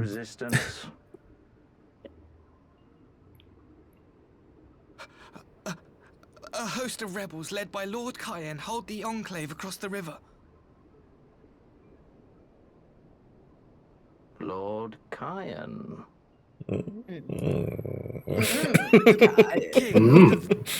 The former king of Dorma, sir. They say he is one of the greatest swordsmen alive. Is that what they say? He's so tall. He's like, so tall, his ass so fat. Huge, dude. I will take care of him. You wait here, kitten. And that's definitely what he said to me. I swear. Verbatim, word for word, not a single ounce of exaggeration. What if the echo could be like shifted by delusion? look at him. Look at his eyes shaking. Look at his eyes shaking. Damn. What fucking good detail. Dude, he's gay. Ramani's like, oh god. What the fuck was that? I don't want to feel your first boner. Everything you are, your power. So like, why are you staring at below his belt? This is getting real to me. I mean, this guy's sitting myself every time I look in a fucking mirror. Ramani's like, what the fuck? Go on. Lash out like the beast you are. At an emissary. And jeopardize the newfound peace between Dorma and the Empire. Oh, come on. Where all those Twitter people are just like, why don't we just murder everyone evil instantly now, huh? Like, Fucking crouch. Hey, there you go. That's why this is a very, very different cutscene. It only goes Holy uphill from shit. here. Holy shit. Body's like personal space. How did nobody see that? My dude has achieved the level beyond shrimping with the amount of He's eating so much. Dude. You little bastard over here. I also love the experience where a very tall character like Aroma Aura, where he's looking so far up at you. Dude, there used to be a separate scene where he just gets a step ladder. Mark my words, savior. Hold on 1 second. This step ladder's really cheap.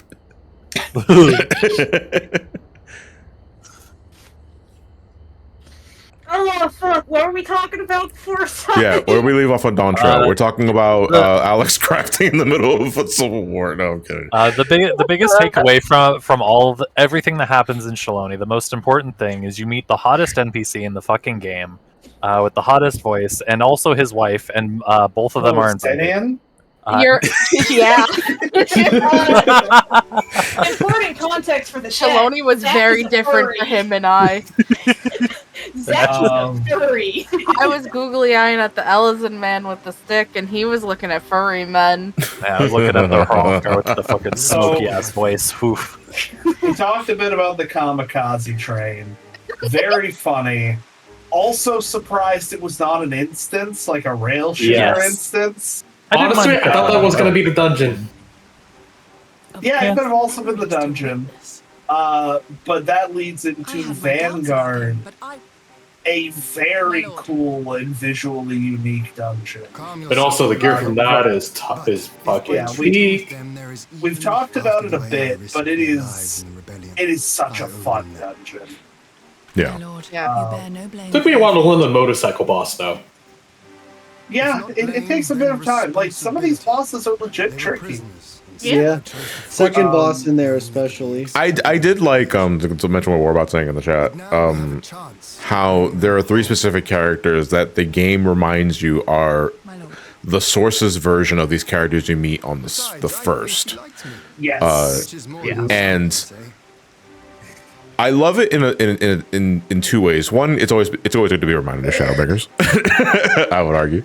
But two, the intent behind it is to remind you of the first, more specifically, other shards, because immediately after that sequence, and the purpose after going into Vanguard is that you are visiting your next area is Heritage Found, which is inside of the Thunderdome, and is in fact not only both a combination of the remaining areas of Saloni, but another shard. Did we ever confirm what shard it was? Okay, so this has spurned a bit of controversy in the community. Yeah. And I would like to put it to bed as to why it can't be what I keep seeing. People keep saying it's the 12th shard because that was the one that got destroyed by a lightning calamity. But that doesn't make sense. Because from what I understand, the lightning calamity was second, and the Lalafels didn't go to that shard until the 4th. So I actually have the list of calamities and the shards right here. Just for this occasion. Yeah, the Lalafels went there during the 5th Umbral calamity, which was the ice one. Whereas the lightning one was the 2nd. Now, this could be timey-wimey bullshit because of shard stuff. It's really hard to tell because of the timey-wimey bullshit. Yeah. Personally, real quick, Xeno Games, thank you very much for the gift bomb. 5 subs, thank you very much. Anyway, continue on. One thing I will point out, considering the thematics of this, the 9th is not rejoined. yes. No, it's gone through a calamity, but it has not been rejoined. Is that how it works? We don't know. We don't know. We actually, okay, yeah, we don't know. Okay. Yeah. So, I have been colloquially referring to it as the 9th shard. There is no evidence that it is specifically the 9th. But I firmly believe it is not the 12th. I think it was another shard they tried to do a calamity on that just didn't happen. Like, it didn't have the requisite calamity on the source to trigger a rejoin. It was one of those, they set up a plot to do a rejoining, and like the first before it got out of hand and the shard was lost, basically. That's what I see it as. I suspect if this isn't like answered in a patch, this will probably be answered in the next lore book. Probably. And it might end up being the 12th, that it's like a piece hurdled through time, but I think that adds more. It takes a lot more to assume that than it does to just assume it's another shard. Yeah. But yeah, no, Heritage Found. I hope you're all looking forward to coming back here for our relics, where you have to dodge 200 lightning bolts. It is referenced in a side quest in the what's the name of the band in 14? The Primals? No. Oh. The Sorry, I'm thinking the fucking the. Why am I blanking on their fucking names? The folks that you meet in Heritage Found. Oblivion. The Oblivion. Thank you. Why the fuck was I blanking on that for so goddamn long? Oblivion, I think a side quest, the dude mentions the fact that he once heard that someone dodged 200 lightning bolts to get something, and it sounds like it's just a really fucking stupid thing to do, if you ask me. Yes. So, thank you for mocking me for trying to get something, even if it was really stupid.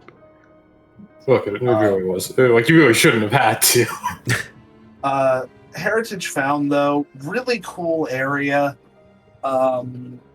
I pray and that one day soon, while most of it is just lightning fields, I do think it's worth talking about the recreation of Alexandria Square from 9. I thought that was so cool to walk through. Yeah. That dungeon gets a lot of dunking on from the community. Oh wait, hang on. No, sorry, wrong part of it. Okay. You know, I'm talking about specifically the destroyed version. Yeah, the fucked up one that we can walk through. A lot of really neat attention to detail there.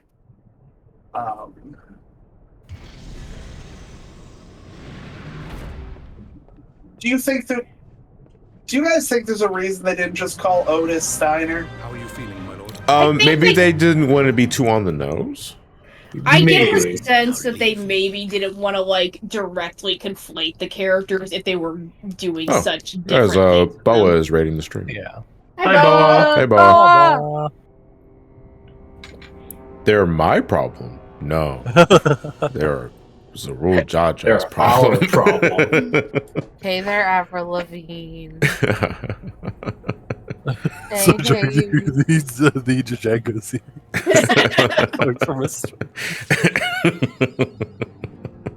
Hello. How's it going? Hey, Boa.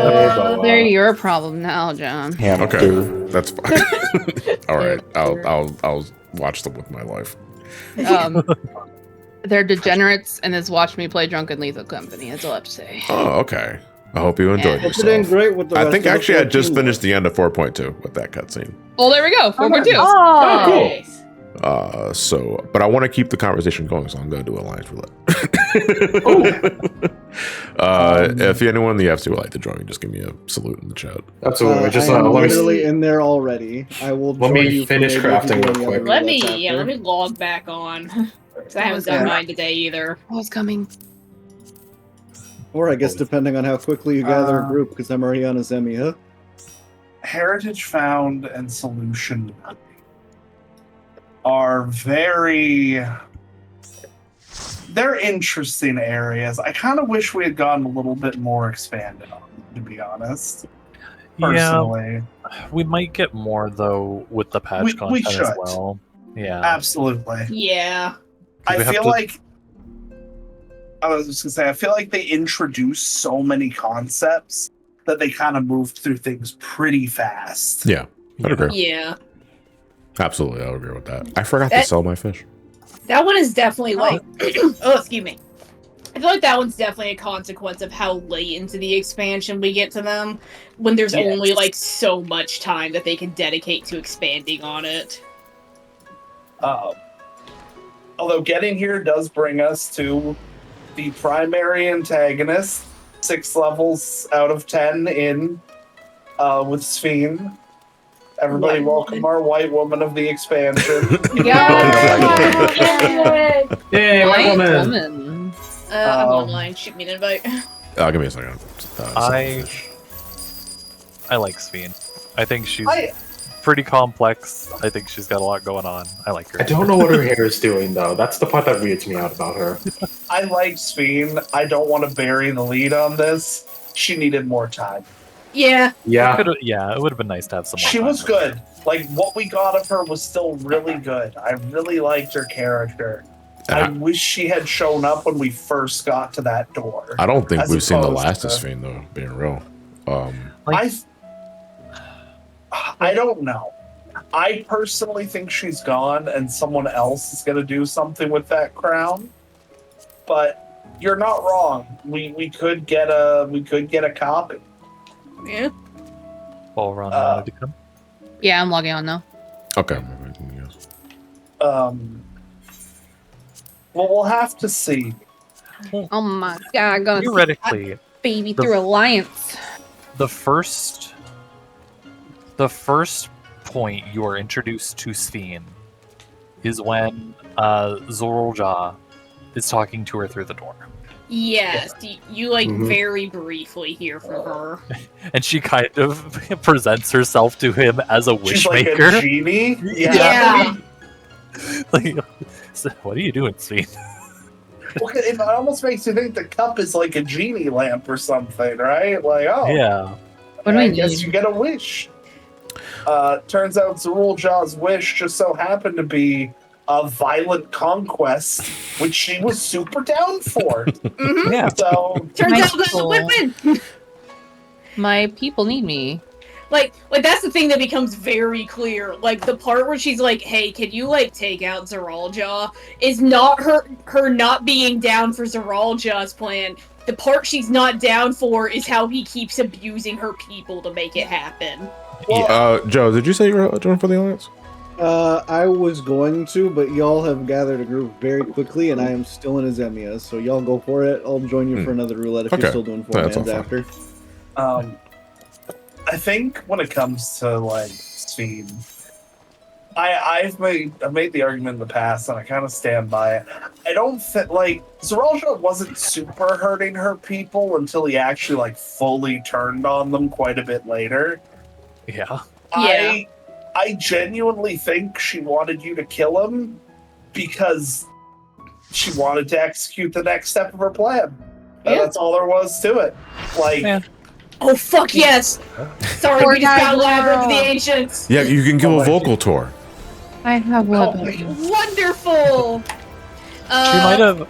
Part of it also might have been like the way he was being. She might have seen the writing on the wall. Yeah. Oh yeah, no.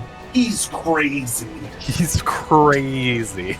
Also, there are 30 years and a bunch of souls will do that to Let a Nora take the stage because she has to be the vocal tour for the Labyrinth of the Ancients. Thank you for riding with Eorzea Tours Inc. today. I am your tour guide, and I will be taking you on a guided tour of the Labyrinth of the Ancients. Please keep all arms, legs, and tails inside the instance at all times. If you could proceed to the left, as we are currently doing, we can get started. Are we there yet? Are we there yet? Are we there yet? Excuse me. What if I go right? You go right about 2 bosses from now. Oh, got it. Thank you. So this is the Walk of Fire. Whoops, that is actually the wrong Whoops. Wrong macro. I'm already fucking it up. Oh no, the key cards got shuffled around. It's shorting out. Is there like an The in-flight tour guide is movie? endless and she's fucking stupid. These are the pools of falling. While the falling sets are the pools of demise and oblivion. Please do not touch the pools directly, as the Allagans, for all of their advancements, did not have plumbing. Instead, use them as public retreats. Please keep your Asuna ready. Asuna.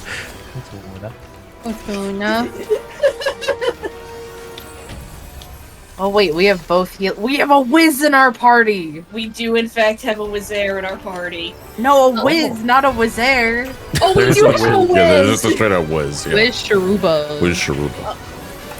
That's anyways, not my whiz. Sphene. I totally forgot what the conversation subject was before I fucking went into the tour guide shtick. Oh, it's okay. It's the tour. It is the tour. Welcome to Labyrinth of the Ancients. We're gonna always be in your queue, no matter what. Forever. It doesn't matter what level you are.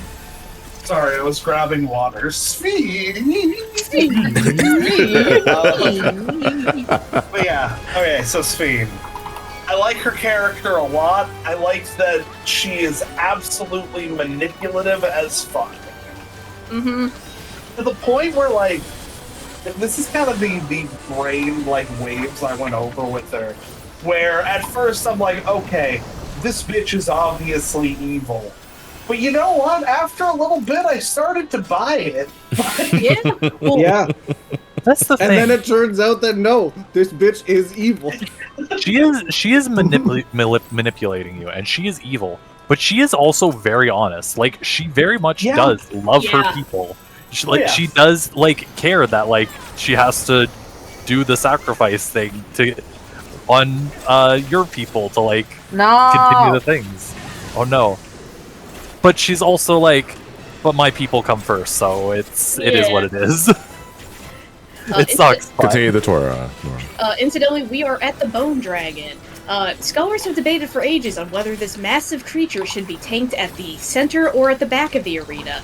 In this humble tour guide's opinion, the proper position is at the center. Unfortunately, the Dark Knight who is main tanking is a coward. But that's just his tour guide's opinion. Mick Jagger in chat says, "Oh, she's an American," and that is a funny joke. But like, legitimately, the stuff with Sphene and the like encroachment of heritage found is actually about as close as the expansion comes to touching on colonialism.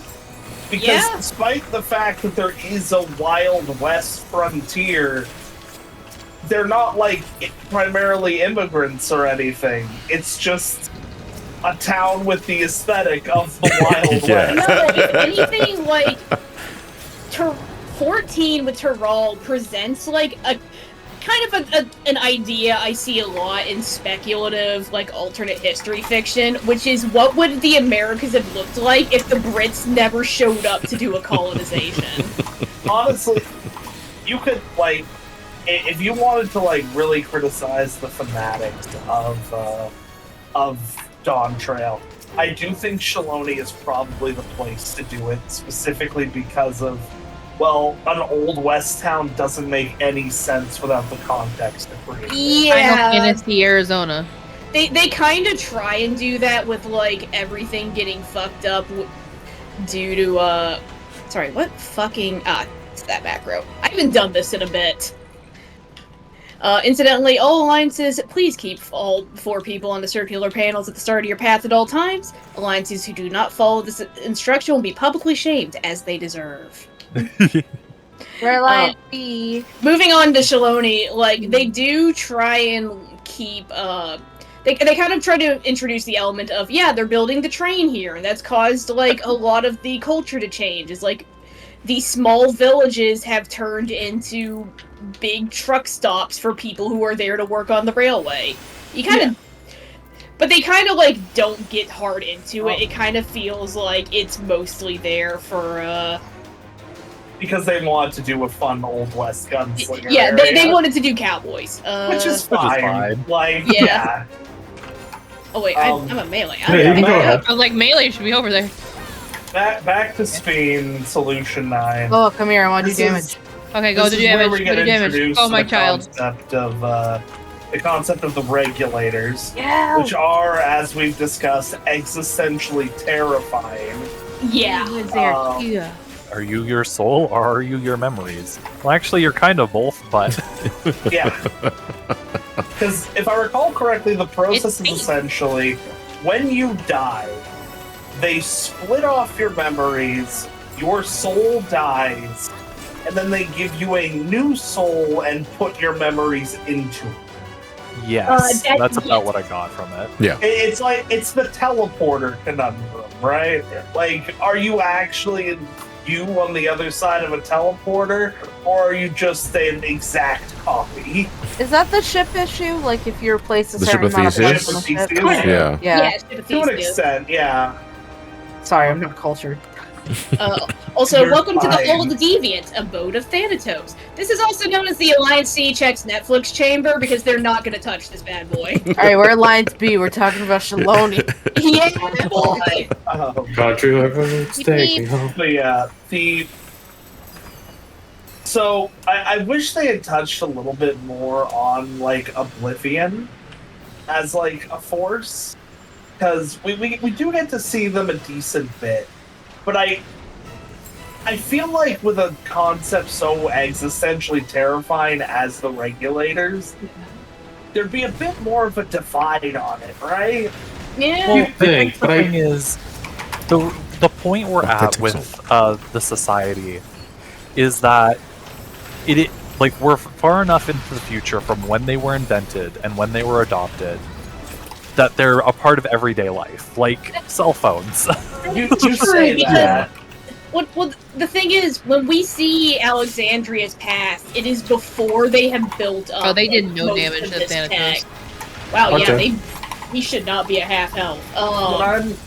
What I'm thinking more of is the people who, like, I guess, massive air quotes, immigrated into Heritage Found.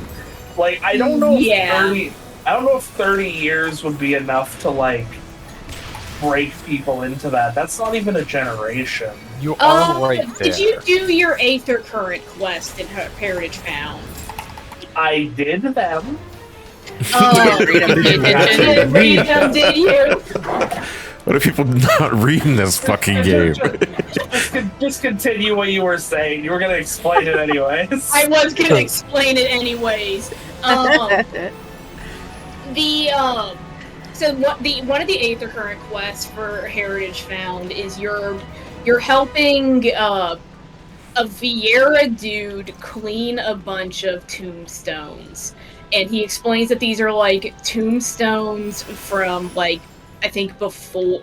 Actually, no, it's like before like this area got incorporated into Solution 9, and he talks about how everyone else seems to be okay with the regulators, but like he doesn't want to forget these people, and he's like really not cool with it.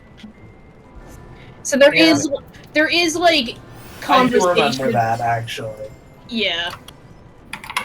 There's conversation about this. Okay.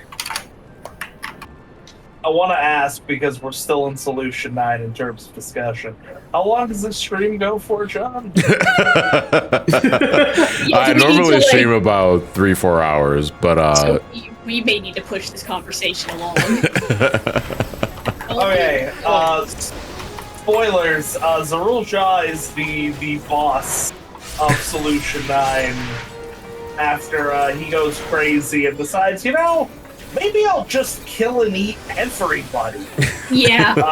no. Which honestly is a logical extension of his character. I don't have any issue with that. So you meet his kid, who I will tentatively call Nero. Because I'm gonna be honest, having a Galul Jaja and a Galul Ja is fucking confusing. It's very cute and very sweet in universe. Why can't you just call him Small Jaw? Small Jaw. You meet him, he's a little bit shy, and then he warms up to you after you hang out with him and his buddy. He's the obvious BB stand-in, basically. I don't even know if I'd call him a BB stand-in. Well, like, I mean, in terms of character, not exactly like. That he's too small and wants Yeah. to protect, but not in terms of like his personal feelings. Okay.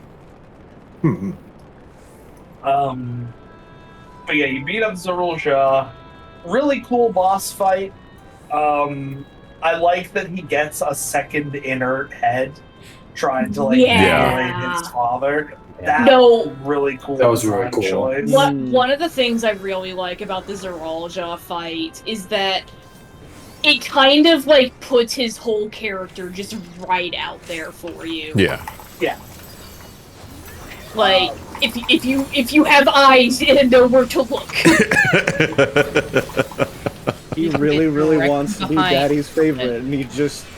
I don't even think it's Daddy's favorite, because I think he wants to surpass Daddy. Yeah. He feels like he has to as the miracle child. That's what he's been told his whole life. Not necessarily by his father, but by everyone. Everyone around him, yeah. But yeah. So you defeat Zarul Shah. Really sweet cutscene, and honest, like genuinely good moment for him at the end, where this child who he has ignored his whole life, he basically says, I have never Do not treated stand you behind any of well. those meteors. Get over here. Get over here. Get over here. Oh god. Oh Jesus. That That would've been very treated bad. you well, but I leave my kingdom to you as my son. Yeah. Take it or leave it. You are my living legacy. Yeah. I'll I'm try. also trying to figure out who's his wife, you know? Who had that kid? We'll find out someday. We'll find out. Eventually. Maybe. And then comes the grand betrayal that, I mean, okay, this was the one point, and Joe can confirm this, where I was shouting at the screen, being like, are you all fucking stupid? Yeah. Because the cup drops on the ground. The cup at this point is magic. Yeah. And There's a then little bit. Steam just walks up. And Yeah. grabs it. Okay, now that sounds like it's bad. It's so much worse when you watch the cutscene. Zaralja dies on the ground, more or less. The cup is all the way on one end of an arena. On the other end of the arena, where you just fought and beat up Mega Super Arbiter, Speen comes up on an elevator and starts slowly walking very clearly towards the magic MacGuffin cup. She walks Several across people the entire shout lines arena. as she's just very slowly walking across this arena, clearly towards the cup. And at no point does anyone have the 4 brain cells to be like, maybe we should grab the cup, or maybe we should stand between her and the cup, or maybe we should do anything at all. No. Yeah. Just the most avoidable thing of all. I mean, like, realistically, no, she's like a weird AI thing. If they took out her robot body, she would have, like, transferred Just into come another back with one. a different AI. Yeah. But still, And they still kind of half-ass trust her too at that point. Yeah. They shouldn't, but Yeah, circumstances. that turns out to be a mistake. Because, surprise, the real reason she wanted you to kill Zeralja, aside from stopping the slaughter of her people, was because he's had this cup shoved up his ass for 30 years and wouldn't hand it over.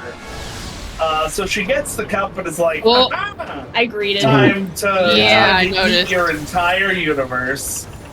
Yeah, very.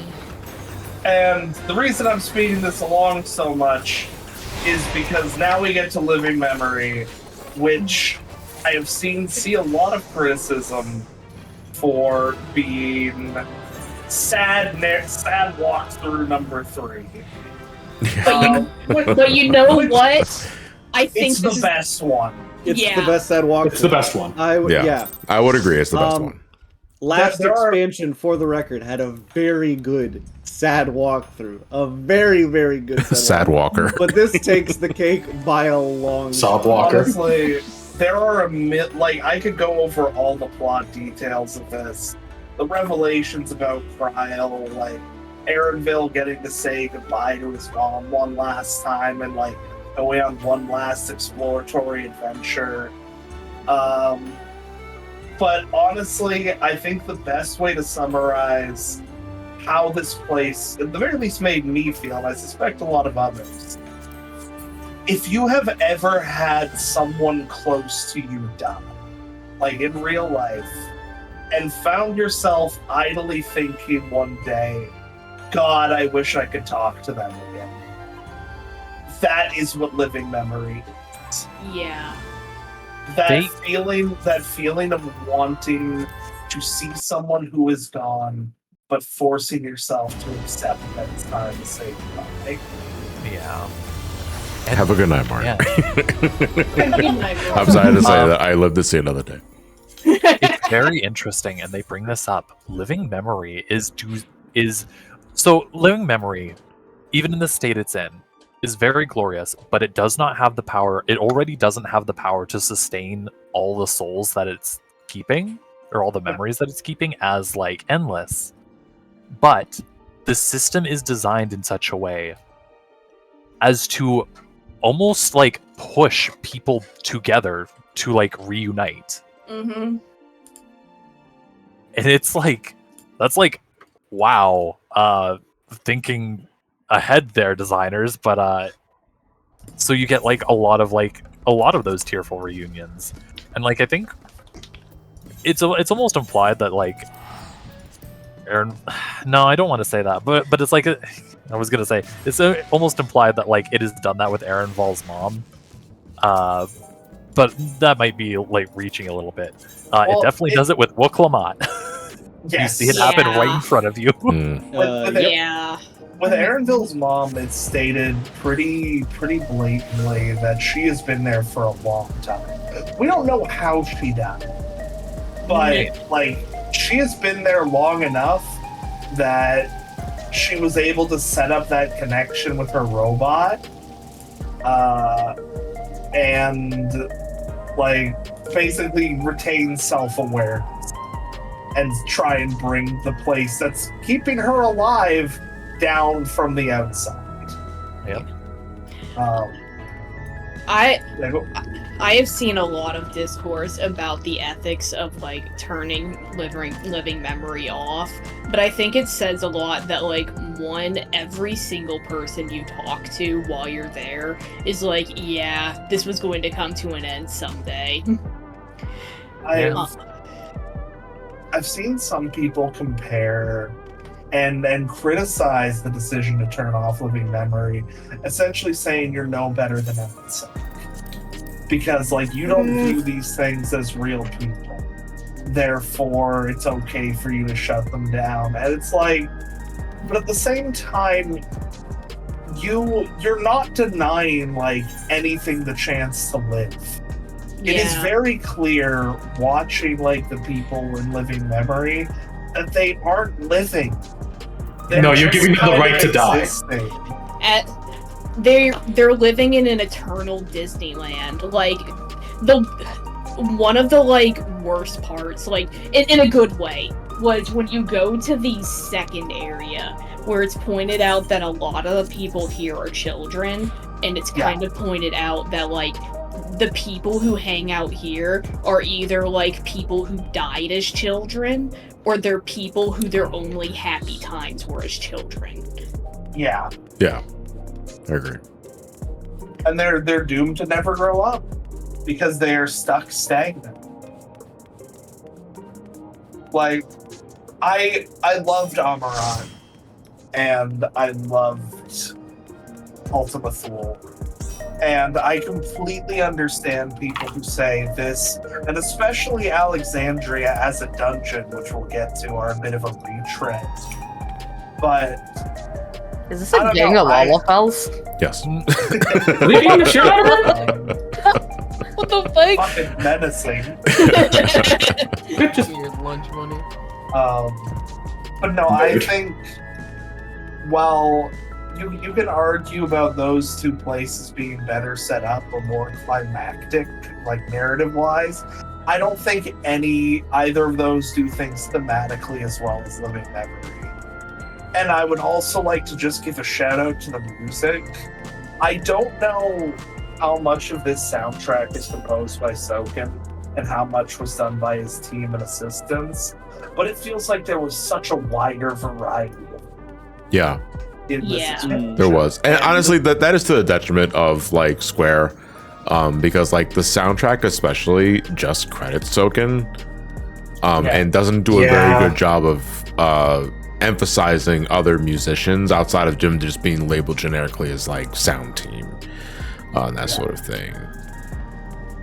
Because this is not to discredit Soken. I think his work is fantastic. Yeah. But I may very well be proven wrong in the future, but the music for Living Memory doesn't sound to me like it was composed by Soken. Like, it reminds me most of a Kingdom Hearts track. I don't know if it was. Yeah, it screams Twilight Town. Yeah, no, genuinely. Yeah. And it may just be a case where Soken's experimenting and trying different styles, in which case that's awesome. But if it was done by somebody else, I hope they do get credit in like a later patch or on a soundtrack CD or something. And also paid well. Wink, wink. Well, yeah. Oh fuck yeah! It's a trial through of our life. I sleep. Oh, chew. I queued with one tank. We only need one tank. I was just like, I was just like, wait, hold on. Never mind. Yeah. Finally, content that isn't brain dead. I don't want to skip over stuff because there is like so much to talk about with Living Memory. Oh, it's hard.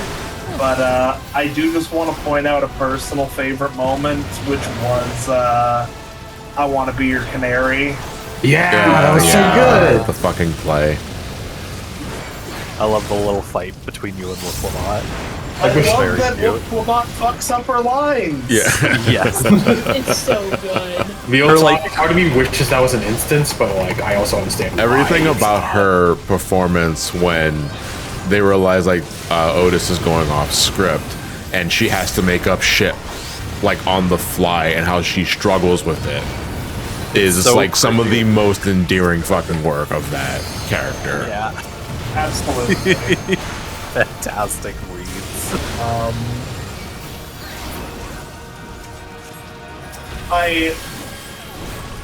We talked about this a bit earlier.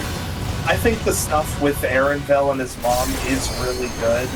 I just wish we had gotten a bit more time beforehand. Yeah. I wish she wasn't dead.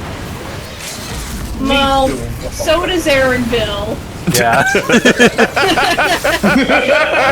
Yeah. I was gonna say we wish we had more time, but I'm sure he wishes he had more time. Yeah. It's okay. Man, I'll it be is- Aaronville's mom.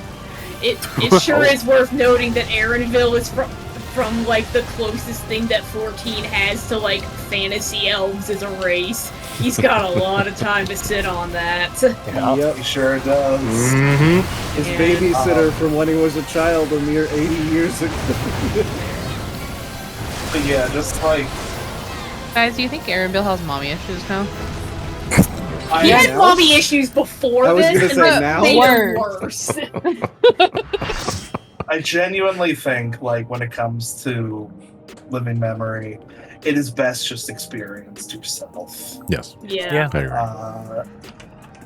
Because there is a kind of emotional resonance that thoughts and summaries can't really convey. Yeah. How about that final dungeon? So, Sure, good.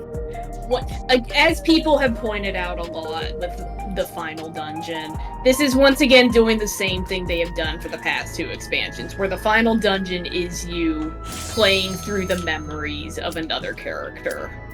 The 3rd time in a row, to be frank. Yeah. It is the 3rd time in a row. I'm kind of hoping they don't do this next X-Pack. That being said, I like this one a lot better than I did Dead Ends. I respect. Oh wow, being high. Holy shit. I am 97.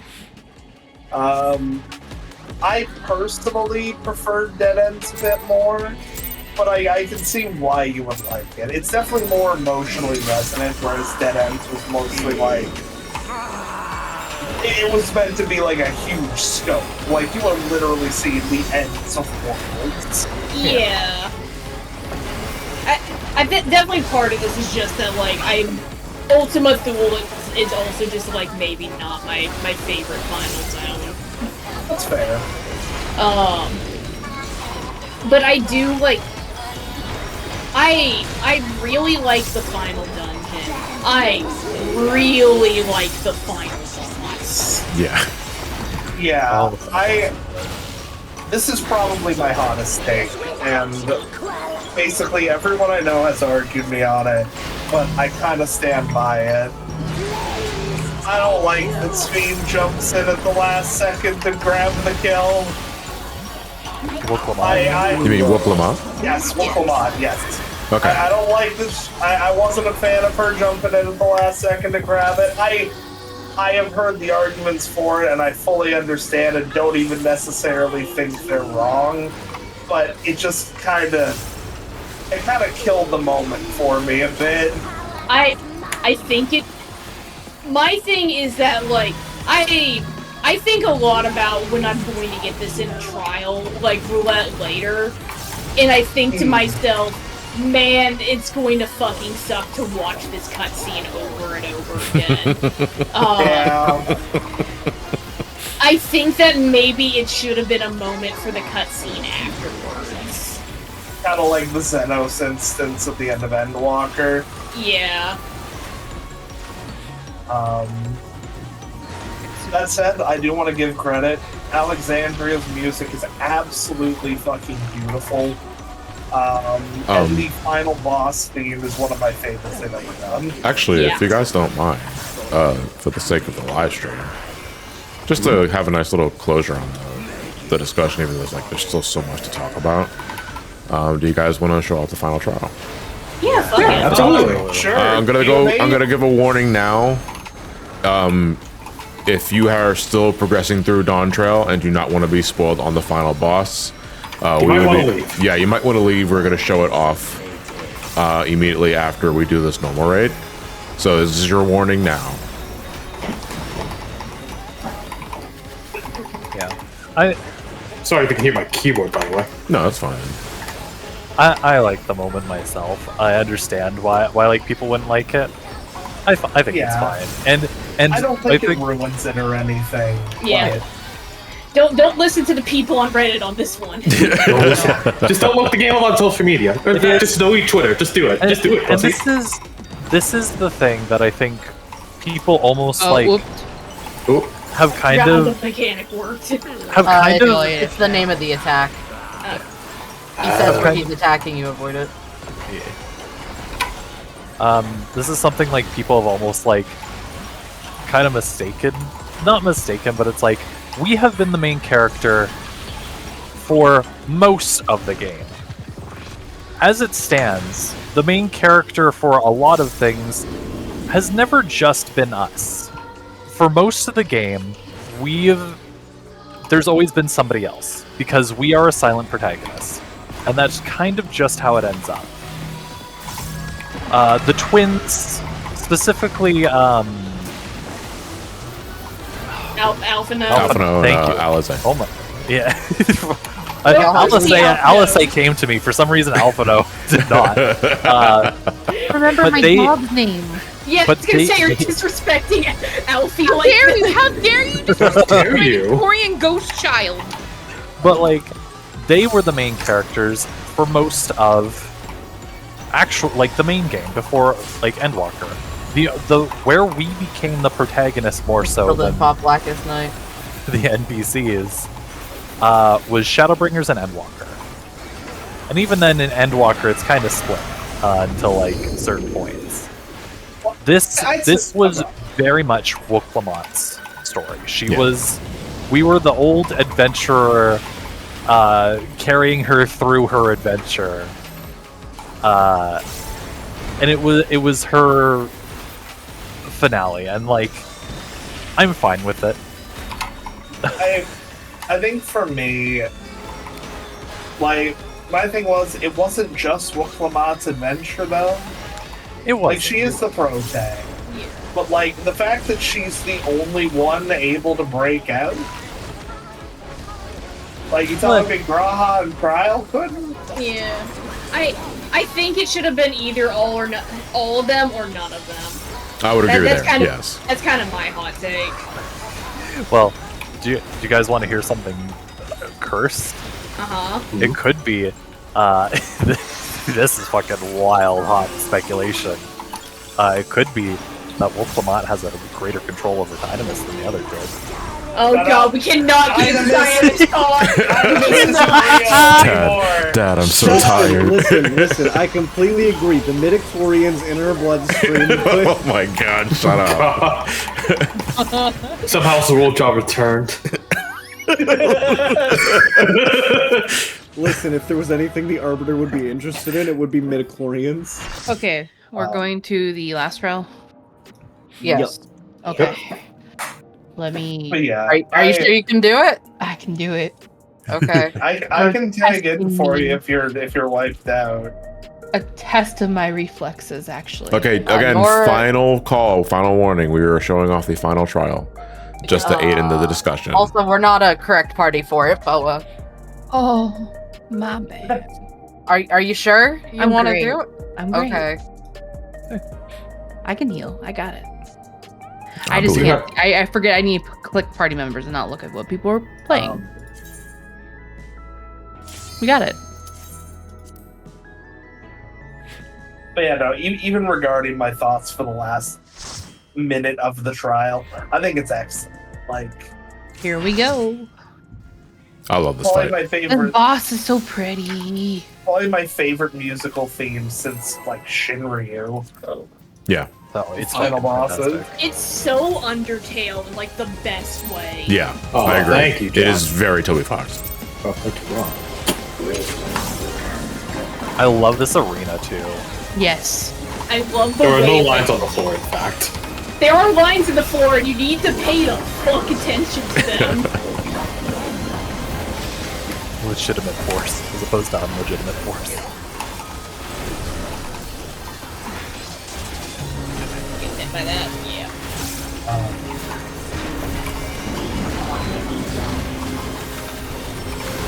This attack is so fucking funny. Like, first off, the grid line effect is really cool. Yeah. I love Yeah. that shit so much. But also, if you get hit by it, it's an instant kill. So eat shit. I sure did get hit by it on my first time running this, because I didn't realize that the floor was warping. It's really cool. I love all the like kind of unique markers and stuff and they've done for bosses. this Yeah. expansion. Now the drones are coming up next, and it's like the funniest fucking shit. Joe and I did this fight. We did it with our other friend. It was about 3 in the morning. Can't wait to see what these are. Extreme. The thing an RPG final battle like this does to your brain at 3 in the morning needs to be studied. Yeah. I mean, we've all kind of been there at some point. I mean, you saw me beating Trails of Cold Steel 2 at 3 a.m. Well, that's just it, right? Like, there's something about it, like, the exhaustion, but your heart's fucking pumping. Yeah. Yeah.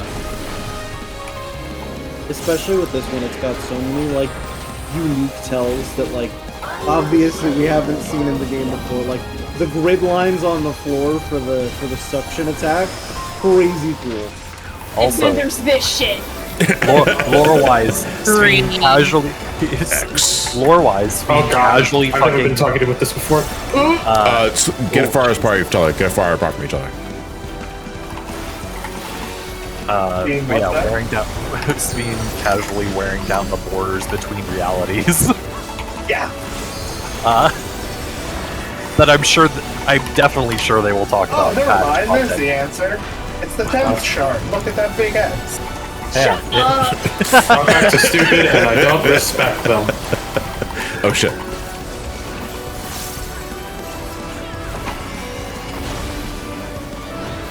Can you imagine being somebody living near one of these locations as fucking we're being warped around?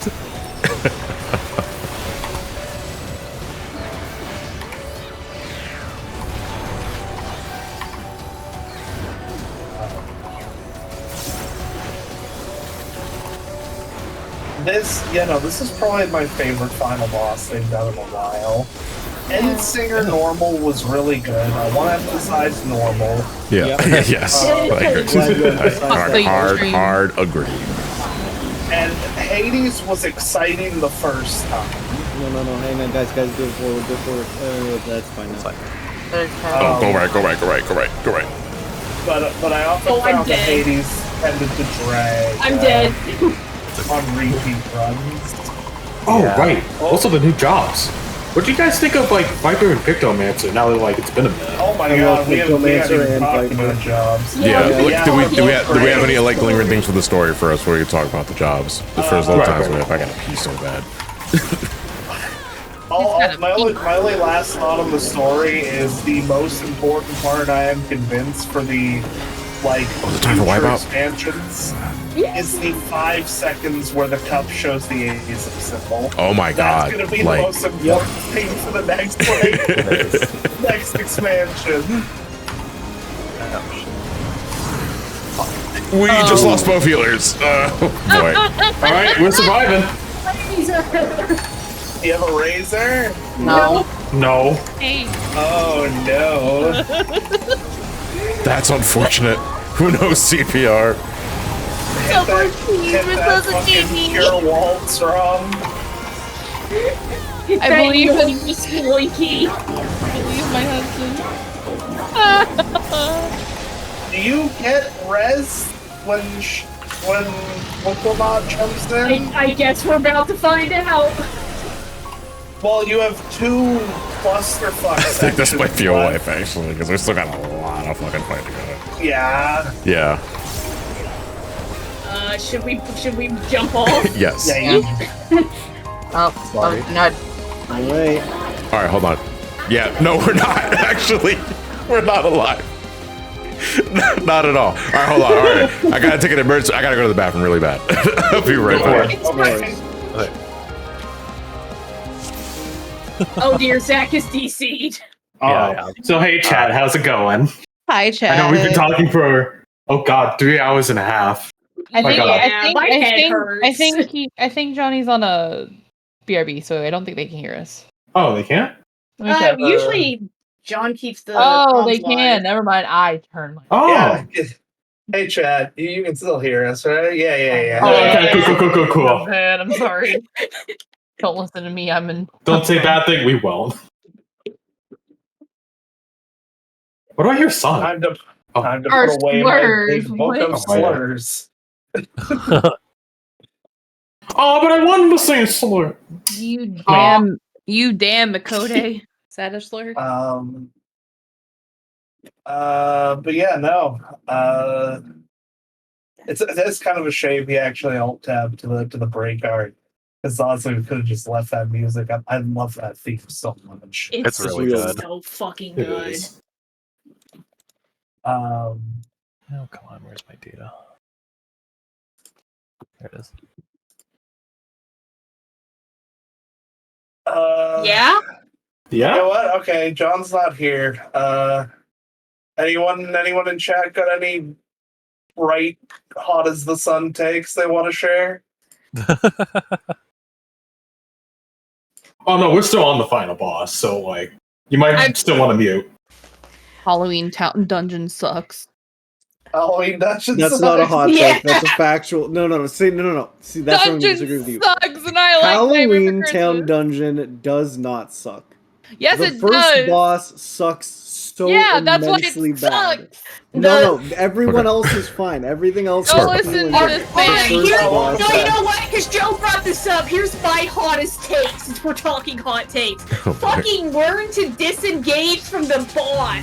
Your parse does not matter. You're in expert roulette. It's not about the parse, it's about the efficiency. Just because you're playing Gunbreaker now and can take the damage, doesn't mean the rest of us can. Sorry, I can't hear you over how high my HPs are. Alright, this time I promise I'll look at the holes. How high was your HP in that last run? Because it looked like it hit 0 at some point. My excuse is I'm trying. Wait, oh, I did a pull, okay.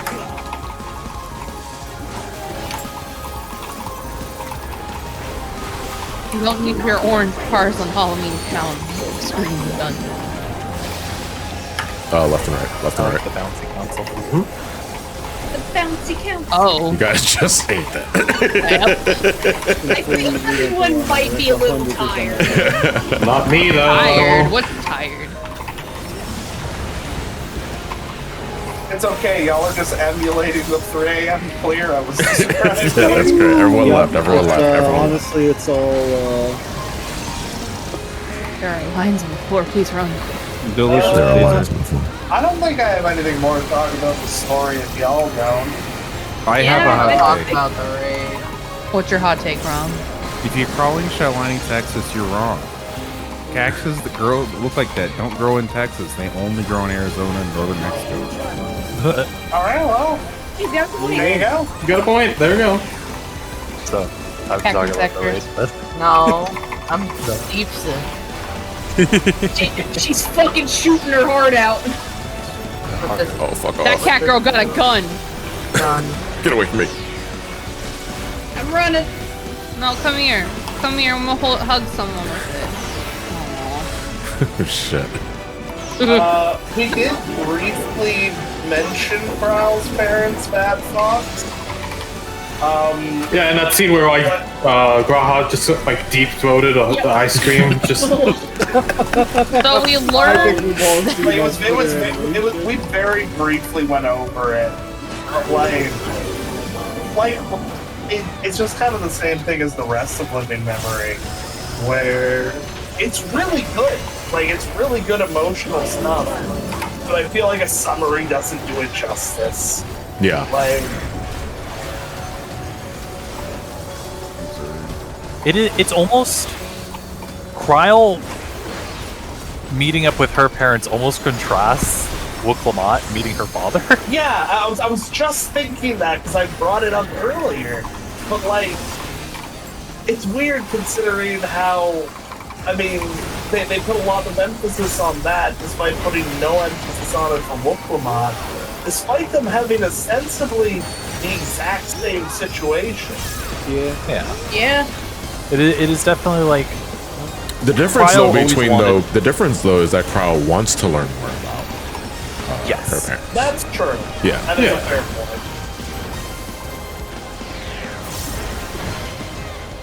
I mean, if you got adopted by like the king, you'd probably have a few less questions about where you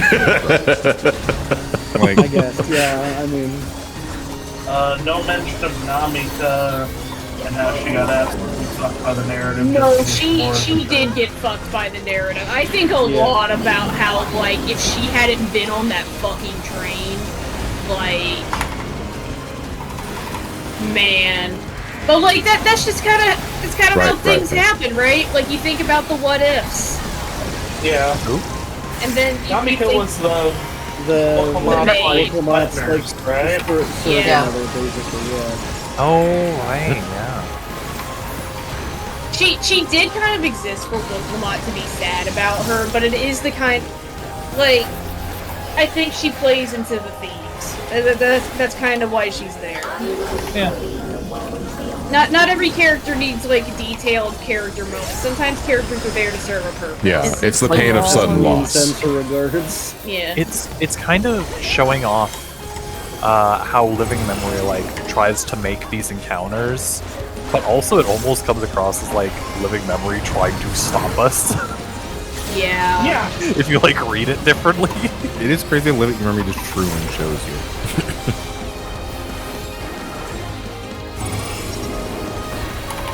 There are actually lines on the floor. There are lines on the floor. Actually, never noticed this. Is that one game show? Okay. Yeah, it's all Hidden left. Temple. Yep, that's the one. Left and right, left and right. Get ready to run. Yeah, get right, run to the right.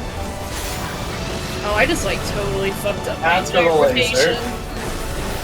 After the Sorry, I'm watching with a delay of like to see Zach running over into it.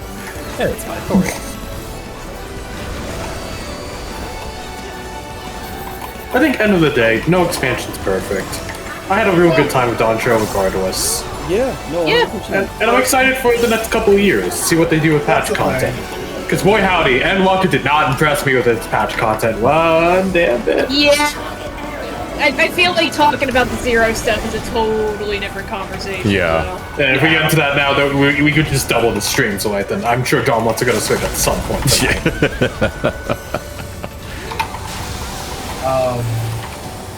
Gonna go to the corner. Nobody? Yeah. But yeah, no, in terms of just Why we not? we It haven't feels back out talked- after this. Yeah, you get we haven't be back talked in the fully office. about, we haven't talked fully about John. Don't look at me. I think Viper's great. I didn't think the change it got needed to be made, but I don't think it ruins the class either. I'm fine with it, because, boy, I sure thought the Nash was a dot this entire time. Not afraid to admit that.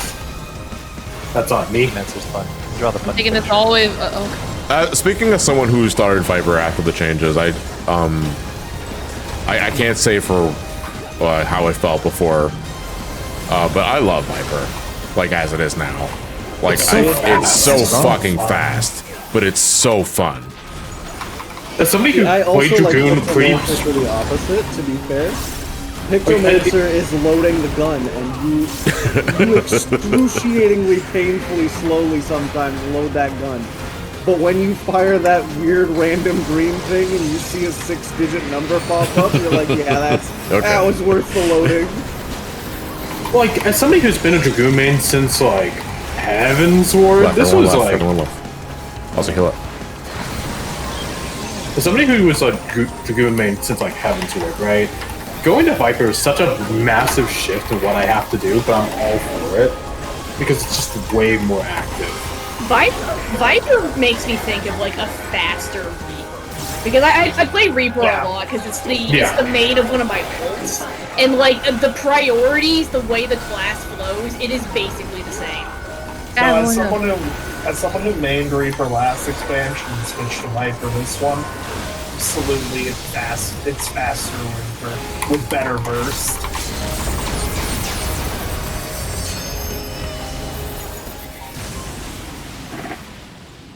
Alright, here we go. She lost control of the power? Well. Sting! Listen to me! I love this fucking song, dude. It's so good. I understand. I kind of love this trend they've been doing of having the X-Pac theme be also at least one of the phases of the final boss. Yeah. Kind of a shame it probably won't be in EX. Yeah. Her ankle's so broken. Yeah. Oh, I'm in so much fucking pain right now. Man, having her on screen reminds me of like the facial expressions in this expansion have been so good, especially with like as a furry. The shit they did with like Wolfmot's facial expressions and how her like eyes narrow during like the scene where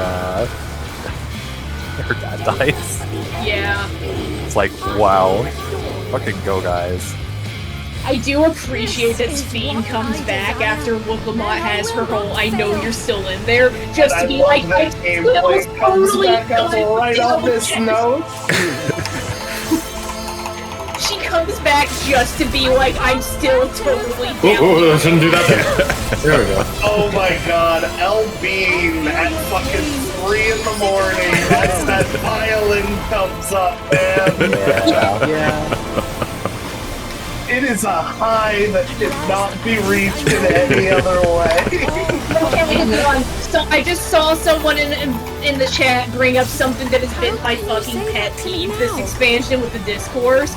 It is not that Wolfmot's voice actress maybe like struggles on the emotional scenes. It is that fucking everyone this X-Pac does, because whoever they did got to do voice direction did a shit ass job. Yeah, literally, if I'm honest, literally everyone but Big Papa Jaja, who I felt did an excellent job with every line read.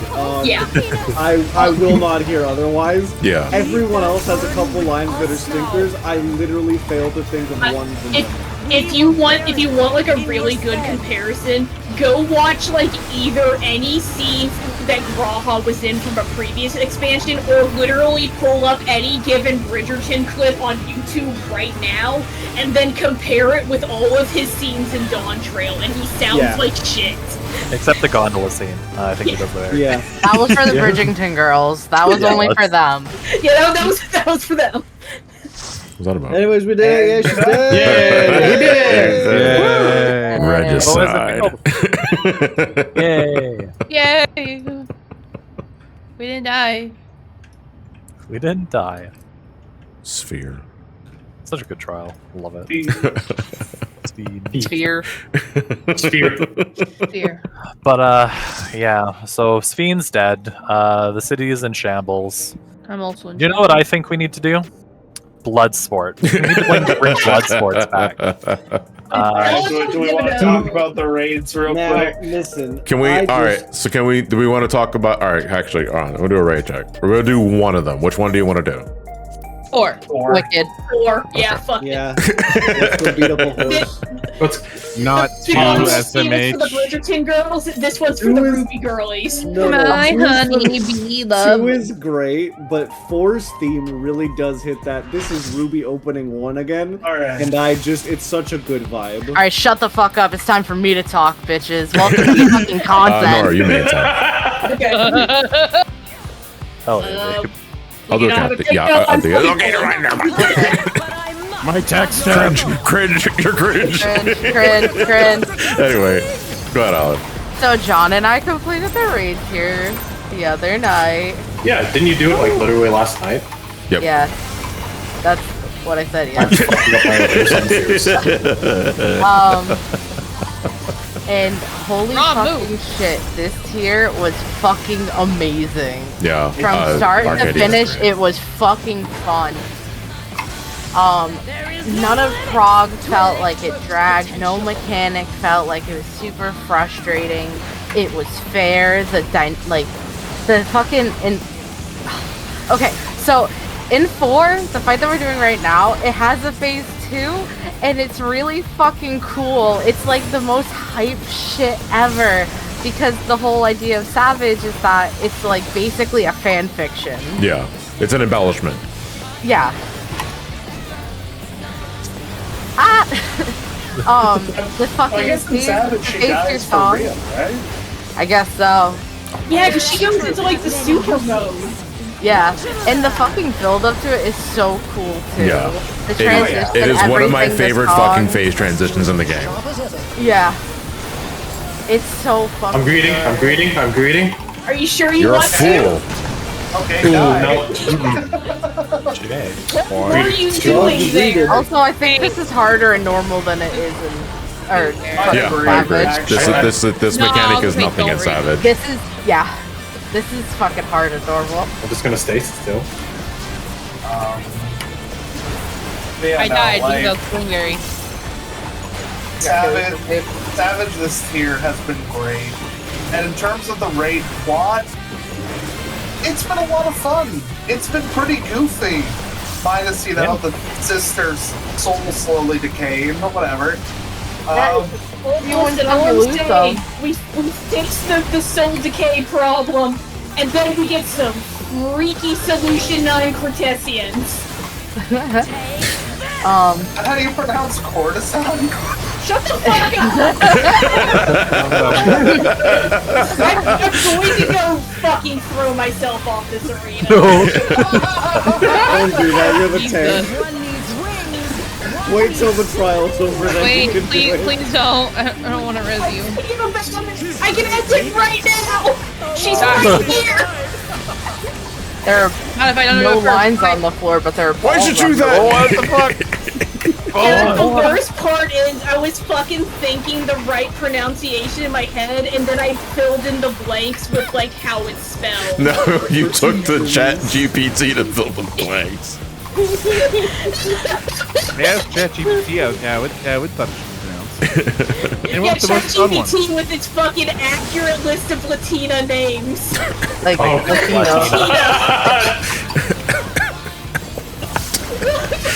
That's actually Spanish for Latina. Yeah. I'm alive. Yeah, the story of Savage is good. It's fun. It's It's fun. just a fun It's time. wicked fun. The fights are fun.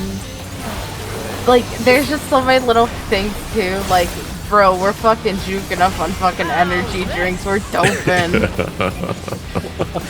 If you like Alcoholic the steroids. glitch pit in Paper Mario the 1000-Year Door, you will enjoy the arcade again. Absolutely.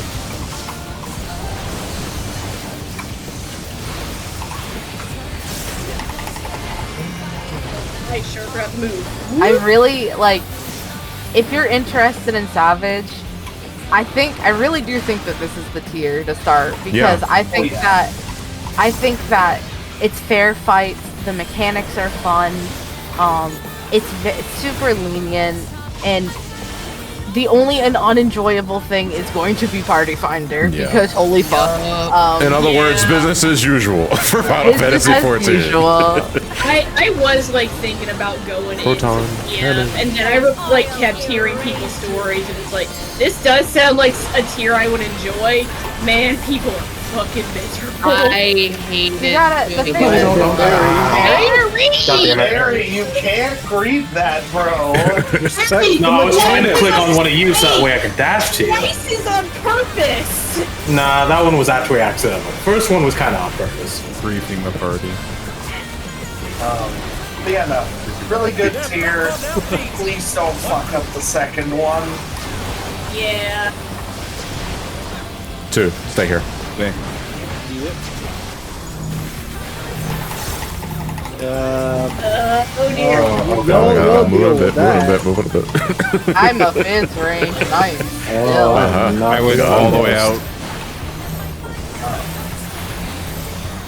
We sure have talked for like nearly 4 hours about Dawntrail, huh? That we have. I'm gonna talk for a couple more minutes. about it. Dawntrail featuring Asahi. Yeah. We did take like a 15-minute break to wrap this up. He's just such a As pathetic one does. person, you know? What's that? Here's my absolute scorching hot take as a healer main. There's an S rank up. If you've participated in the healer strike because you thought healing was too easy last Gone. expansion, please play some other content other than dungeons. Yeah. Healing this expansion has been fantastic, and everybody who did the healer strike really jumped on that bandwagon too early. Yeah, because the thing is that people kept saying the content was too easy, and then when the EXs came out, people were like, oh, the content's too hard, it's too hard. And then Savage came out, and people were like, it's too easy, it's too easy. So nobody knows what the fuck, like... You kids don't know what you want. That's why you're still kids. Because you're stupid. True. You know what the content is? Expected for you to know how to do because you're level fucking 100. Yeah. He never does that mechanic. No. Thank fucking God. God. It's my least favorite one. Like, it's called Witch Hunt, which is a mechanic she No, does. it's not Witch Hunt, because I can do this one. Please stop leaving. Yeah, that's my scorchy spicy take. No, the healer strike stuff was really funny to watch because this is maybe the hardest they've like made people heal in a very long There's so time. much dots damage over time. There's so much. Yeah, there's so many mechanics that just do like sustained damage if you get hit by them. My God, you overwrote attack like Wicked Blade. Is there a hell for wild Wait, does charge? Stormblood overrate attack? Yes. Oh. Because they're the same guy with two different buttons.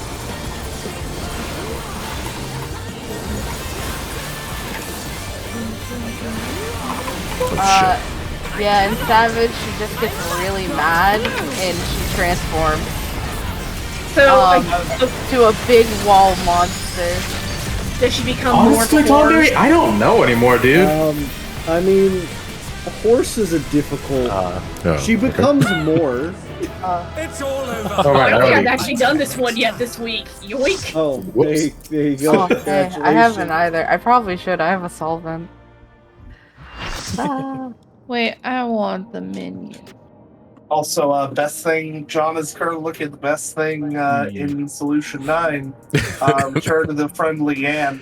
Yeah, I actually did kind of have a fight or flight response seeing the graphic immediately because I caught the bad one first. Oh, I just realized there's another version of it behind this vending machine. What the fuck? Okay. I did catch the evil one first, and then I looked slightly to the right and had a larger reaction to the friendly Anne.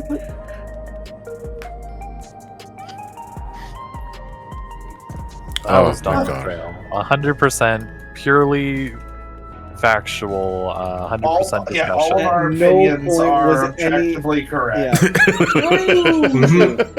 If anybody tries to tell me otherwise, you unlike and you unsubscribe to them. We definitely touched on everything, 100%. Yeah, nothing was left on the table or in the cards. This was actually all of it. Never ask us for this ever again. It's been completed now. In all seriousness, though, Dawntrail is not that bad. It's It has- honestly super fun. It can have issues. It can does have pacing issues, stuff, but everything does, and nothing is perfect. Yeah. Everything that you've loved, like in 14, has not been perfect, and it's taken a long time for the devs to get there. This is a fresh start. This is something new. This is something for the devs to learn from, and moving forward to continue making this a game that people love and enjoy. However, God, please learn basic reading comprehension. Please, for the love of God. You know what? It got Uno skipped ahead for about 3 hours, but Alex, we finally got your general thoughts on Dawntrail. No, I didn't give my Dawntrail thoughts, actually.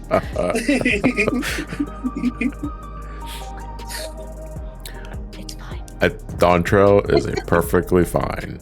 It's just a fun time. Yeah, it is. It is. It's It is a. fun. It is a good time from beginning to end. That's Ranker Kapacha. If Yeah. you're It's a already two. playing Wait, 14, I'm what? gonna be honest. You're gonna play it anyways. Oh. It's a fun time. Turn your brain off, enjoy it. If you aren't Instance playing two. 14 and you don't think this is for you, there are literally 4 expansions before this that are wicked awesome. I do- cannot recommend this game enough. We're in instance 2. Even if you didn't like it, you probably still like it more than the people on Twitter who keep yelling at you to not like it. It's true. Why are we going Urkapucha? And I was that's like, people right. just need to That's shut right. the fuck Oh, perfect. up. Is what I have to say. There, I haven't seen this S rank yet. This was the one I think it they were isn't having yet. issues with spawning. Oh my god, you're right! Yeah, the community was in shambles for like a week trying to figure out how to get this big boy up. Yeah, those poor bastards were suffering. My God. I think he's already been engaged. Yeah. That's a big orange AoE. Yep, that's a guy fighting. Yeah, because if I remember right, like, because the thing was about helpful. S ranks in this game is that a lot of them can have really esoteric spawning conditions, and this guy especially, people couldn't figure out, and eventually they worked out it was probably weather-based. It is weather-based, yes. And you may notice, in fact, I've it never is seen this guy before. cloudy. It's fog. Yep. It has to be fog at a certain time of night. You may notice it is foggy and it's currently 2:30 a.m. Aorthia time. So like 2 o'clock probably is when it's spawn. Or no, it probably It would been be 1 it would be Aorthia. like around 10 p.m.ish afterwards because it's more of a nighttime many fog thing, attacks and is it's also charged. I believe people were like waiting, trying to figure it out by like the cycle of the moon and shit like that. Yeah, because the attack he's using right now is Full Moon Fury. Yeah, because of how it was. No SS. Of how it was described in like the hunt lore thing, because it's for the community to basically figure it out. Yeah. Yeah. Don't worry. Yeah. It is a full moon right now. There you go. That is funny. Yeah, Let's see like the official like what was the name of him? Wait, what? What is that? Kurlurger the Abhorrent. Yeah, let's see. Let's look up your spawn conditions. I just saw a mount I'd never seen him before. Which one? Which one? It was like a. Okay. He was like on a bike, but it was a circle around. The him, weather and it must was be that's fog. savage. It must be That's a the new moon, savage. which roughly appears every 37 hours and lasts for about 4 hours. And the only way to track it is by looking at the sky or on various websites. And night is required. Spawns are not observed prior to 12 a.m. Despite the conditions have not. Despite the conditions. So yeah, he's like actually like super picky with his spawn This conditions. is very obtuse. Yeah. Sounds like Yeah. Yeah. But okay, folks. So we're gonna be calling it a wrap there because we've been going for almost 4 something. 4 hours. Yeah. Good talk.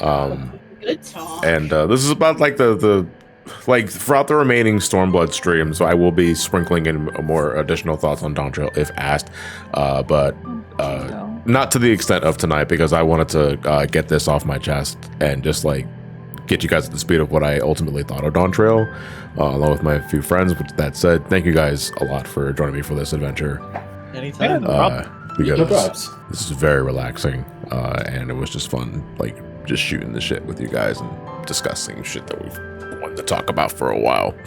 But we are going to call it a wrap here. I am going to find someone to raid, and thanks to Twitch fixing something that wasn't fucking broken, I have to go to the main page to see if Trav's online. Okay, we're gonna go raid Trav. Let's see, I believe Trav Guy TV. Is that right? Yeah, there we go. I will see you guys tomorrow for the Metal Gear Metal Gear Ghost Babel playthrough on the Game Boy good Color. It's a good game. I think. Well, I remember liking it because I haven't played it since the review years ago. But I think that's going to be an enjoyable time. But that'll be later in the night because tomorrow morning is an SGB meetup and we got a lot of shit to do. But I hope you guys enjoyed yourselves. Send Trav my love. I will see you guys tomorrow. Have a good night, everybody. Goodbye. Good night. Bye.